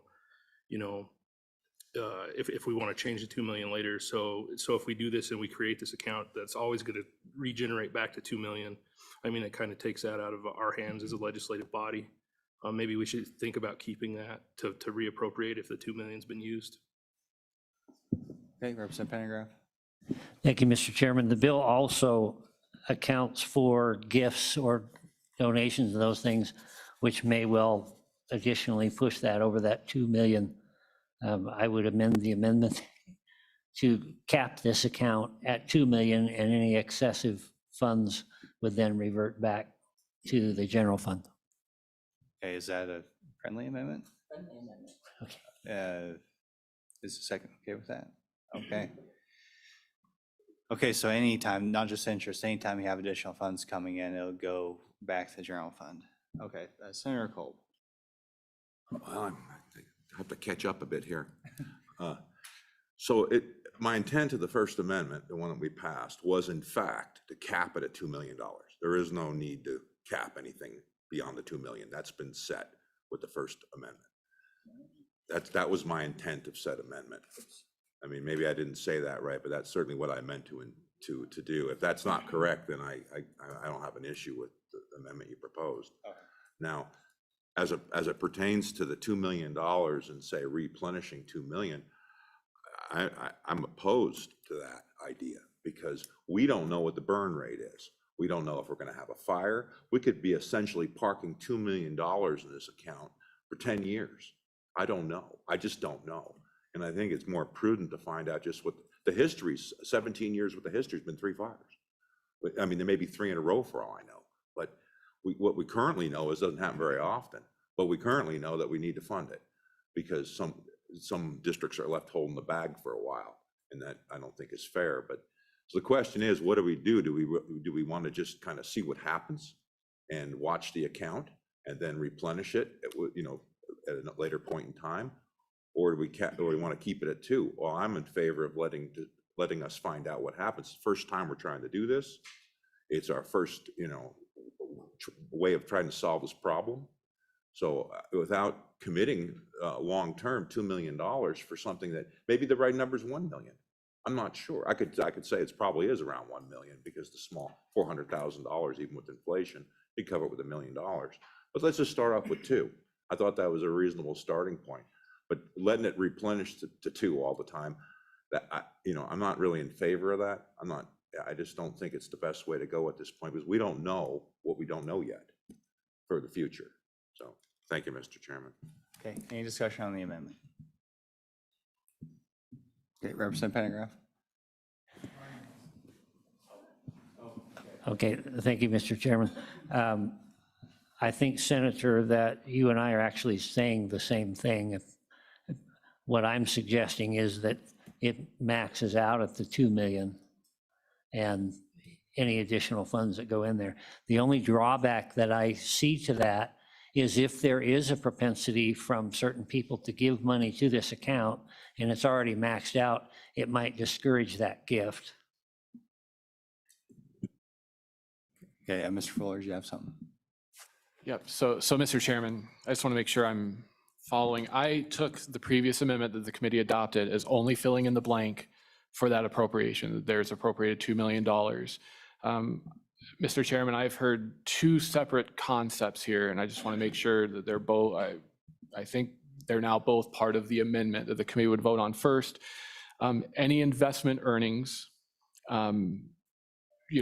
that when the account balance is over $2 million would go to the general fund. Any investment earnings when the balance is under $2 million would go to the account. The second concept is the account could never have a balance, so any funds in excess of $2 million would be transferred to the general fund.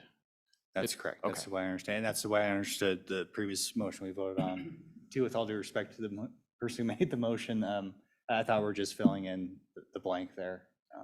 So it might be beneficial. I don't know how whoever else is in that same boat, we should probably just vote on this amendment as I currently understand it, and we still have a chance to make that decision if that's okay. Okay, Senator Pappas. Mr. Chairman, I have a problem with if someone is going to give gifts and donations to this account, and we're already at 2 million, then that gift and donation goes to the general fund. That's not appropriate. That gifts or donations need to stay in the account for when someone is gifting or donating for a certain reason, we can't then say we're going to give it to the general fund and fund the rest of government. It just not right. Senator. Thank you, Mr. Chairman. I agree with that concept, that it isn't right. That's why if we cap it at 2 million and it goes down because say there's some sort of fire and it's sub 200,000, then there is an opportunity for people to donate money to bring that account back up again to 2 million. That's why I thought kind of a self-correcting mechanism there. I realize we're kind of convoluted with our amendment here, but I would look for, if this got voted down, I would look for someone to restate the another amendment, more accurately defining what I was trying to do. Yeah, so basically the amendment is it's capping any additional funds other than appropriation at 2 million, and anything over tips over the general fund. That's right. Or Mr. Fuller, please restate. I thought that was, anything under, whether it be interest or gifts or whatever, is if it's less than 2 million, it stays in the account. If it goes over 2 million, it goes to general fund. Is that? Mr. Chairman, I think that pretty much sums up how I understand the amendment now. Anybody else disagree? Go ahead, Senator Pappas. Mr. Chairman, that's how I understand it as well.